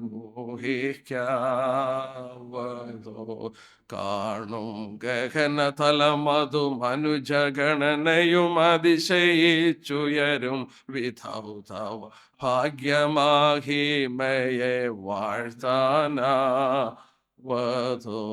സൗഖ്യം ലേശമെങ്കിലും മുരപ്പാൻ നാവിതോ, സൗഖ്യം ലേശമെങ്കിലും മുരപ്പാൻ നാവിതോ. ഇവിടെ നമ്മൾ പാടിയതുപോലെ 1000 കോടി വാനഗോളങ്ങളെ താണ്ടി പോയിടും നിൻ മാർഗം ഊഹിക്കാവതോ. ഒരിക്കലും ചിന്തിക്കാൻ കഴിയില്ല. നമ്മൾ ഓർത്തു, ഈ പ്രപഞ്ചം എത്ര വലുതാണ്. മനുഷ്യൻ കണ്ടുപിടിച്ചു, ഏറ്റവും വിദൂരമായി മനുഷ്യൻ കണ്ടുപിടിച്ച നക്ഷത്രം 500 ദശലക്ഷം ലൈറ്റ് ഇയേഴ്സ് അവയാണ്. പ്രകാശവർഷം എന്ന് പറയുമ്പോൾ ഒരു സെക്കൻഡിൽ 1,86,000 മൈൽ സ്പീഡിൽ യാത്ര ചെയ്താൽ ഒരു വർഷം എത്ര യാത്ര ചെയ്യുന്നു? അതാണ് 1 ലൈറ്റ് ഇയർ. അങ്ങനെ 500 ദശലക്ഷം ലൈറ്റ് ഇയർ യാത്ര ചെയ്താൽ അവിടെയാണ് അവസാനം മനുഷ്യൻ കണ്ടുപിടിച്ച ഏറ്റവും വിദൂരമായ നക്ഷത്രം. സാത്താൻ പറഞ്ഞു, ലൂസിഫർ പറഞ്ഞു, നക്ഷത്രങ്ങൾക്ക് മീതെ, വടക്കേ ദിക്കിൽ നക്ഷത്രങ്ങൾക്ക് മീതെ ദൈവത്തിൻ്റെ സിംഹാസനത്തിൻ്റെ മുകളിൽ ഞാൻ എൻ്റെ സിംഹാസനം കൊണ്ടുവെക്കുമെന്ന് സാത്താൻ പറയുകയുണ്ടായി. നമുക്ക് ഈ വലിയ പ്രത്യാശ കർത്താവ് തന്നിട്ടുണ്ട് നമ്മുടെ മനസ്സിൽ. ഞാനിവിടെ നിർത്തുക, അടുത്ത ഭാഗം എടുത്താൽ തീരില്ല, അതുകൊണ്ട് ഇവിടെ നിർത്തുകയാണ്. നമ്മുടെ മനസ്സിൽ ആ പ്രത്യാശ കൊണ്ട് നിറയട്ടെ. നമ്മൾ ഈ ലോകത്തിലല്ല നമ്മുടെ ആശ. നമ്മുടെ കർത്താവ് പറഞ്ഞ പോലെ നമ്മുടെ നിക്ഷേപങ്ങൾ സ്വർഗത്തിൽ സ്വരൂപിക്കാൻ, നമ്മളെ മറ്റുള്ളവരെ പരിഹസിക്കുകയും നിന്ദിക്കുകയും നിസ്സാരനം നിന്നുകയും ചെയ്യുമ്പോൾ സ്വർഗത്തിൽ നിങ്ങൾ തുള്ളിച്ചാടാൻ പറഞ്ഞു. സ്വർഗത്തിൽ നിങ്ങളുടെ നിക്ഷേപം വലുതാണ്. നമ്മൾ ഓർത്തു, it is a little place. ആശ്ചര്യമായൊരു സ്ഥലമാണ്. അവിടെ നമുക്ക് വേണ്ടി ഒരു പ്രത്യേക സ്ഥലം കർത്താവ് ഒരുക്കുകയാണ്. നമ്മൾ ഓർത്തതുപോലെ നമുക്ക് ചിന്തിപ്പാൻ കഴിയില്ല. അതെത്ര മഹത്വപൂർണമായ സ്വർഗത്തിൽ പിതാവ് വസിക്കുന്ന പ്രതലമാണ്. എന്നാൽ നമ്മൾ ഓർത്തു, ഏറ്റവും മനോഹരമായി, ഇത്ര വിദൂരമാണെങ്കിലും ഇത്ര ഉന്നതമാണെങ്കിലും അവൻ അത്ര വിശുദ്ധനാണെങ്കിലും നമ്മളിവിടെ വിനയപ്പെടുകയും താഴ്ത്തുകയും ചെയ്ത് നമ്മൾ പ്രാർത്ഥിച്ചാൽ ആ സ്വർഗത്തിൽ ദൈവം നമ്മുടെ പ്രാർത്ഥന കേൾക്കും. നമ്മൾ അങ്ങനെ ഒരു വലിയ ഭാഗ്യം നമുക്ക് നൽകിയതോർത്ത് ദൈവത്തെ സ്തുതിക്കാം. കർത്താവിന് വെച്ചാൽ അടുത്ത ക്ലാസ്സിലെ ഈ സ്ഥലം എങ്ങനെയുള്ളതാണെന്നും അവിടെ എന്തൊക്കെ ഉണ്ടെന്നും ഇല്ലെന്നുമുള്ള കാര്യം നമുക്ക് പരിശോധിക്കാനായിട്ട് നോക്കാം. നമുക്ക് പ്രാർത്ഥിക്കാം. സ്വർഗീയ പിതാവേ, ഞങ്ങൾ അവിടുത്തെ നന്ദിയോടെ സ്തുതിക്കുന്നു. നീ എത്ര വലിയവനെന്നുള്ളത് ഇന്ന് രാത്രി ഞങ്ങൾ ഓർക്കുകയാണ്. അങ്ങയുടെ സൃഷ്ടികളെ നോക്കിയാൽ അവയെ സൃഷ്ടിച്ച് അവിടുത്തെ ശക്തിയുള്ള വാക്കാൽ വഹിക്കുന്ന ദൈവം അങ്ങ് എത്രയോ വലിയവനാണ്. ഞങ്ങൾ വിനയപ്പെട്ട് അവിടുത്തെ ആരാധിക്കുന്നു. ഞങ്ങൾ നിൻ്റെ വചനത്തിലൂടെ പരിധി നോക്കിയായിരുന്നു. ഞങ്ങളുടെ പ്രത്യാശയായ സ്വർഗത്തെക്കുറിച്ച് നീ വെളിപ്പെടുത്തിയ കാര്യങ്ങൾ പഠിക്കുവാനായിട്ട് ശ്രമിക്കുകയായിരുന്നു. സ്വർഗത്തിൽ വസിക്കുന്ന ദൈവം ഞങ്ങളുടെ പ്രാർത്ഥന കേൾക്കുന്നു എന്നുള്ളത് ഓർത്തു സ്തോത്രം. മാനവരാശിയുടെ ചരിത്രത്തിൽ ഒരു കാര്യം വളരെ വ്യക്തമായി മനസ്സിലാക്കുവാൻ തിരുവചനത്തിലൂടെ ഞങ്ങളെ അനുവദിക്കുന്നു. നീ പ്രാർത്ഥന കേട്ട് ഭൂമിയിൽ പല കാര്യങ്ങൾ ചെയ്ത് കൊടുത്തിട്ടുണ്ട്. ഇസ്രായേലിൻ്റെ ചരിത്രം ഞങ്ങൾ ഓർക്കുകയായിരുന്നു.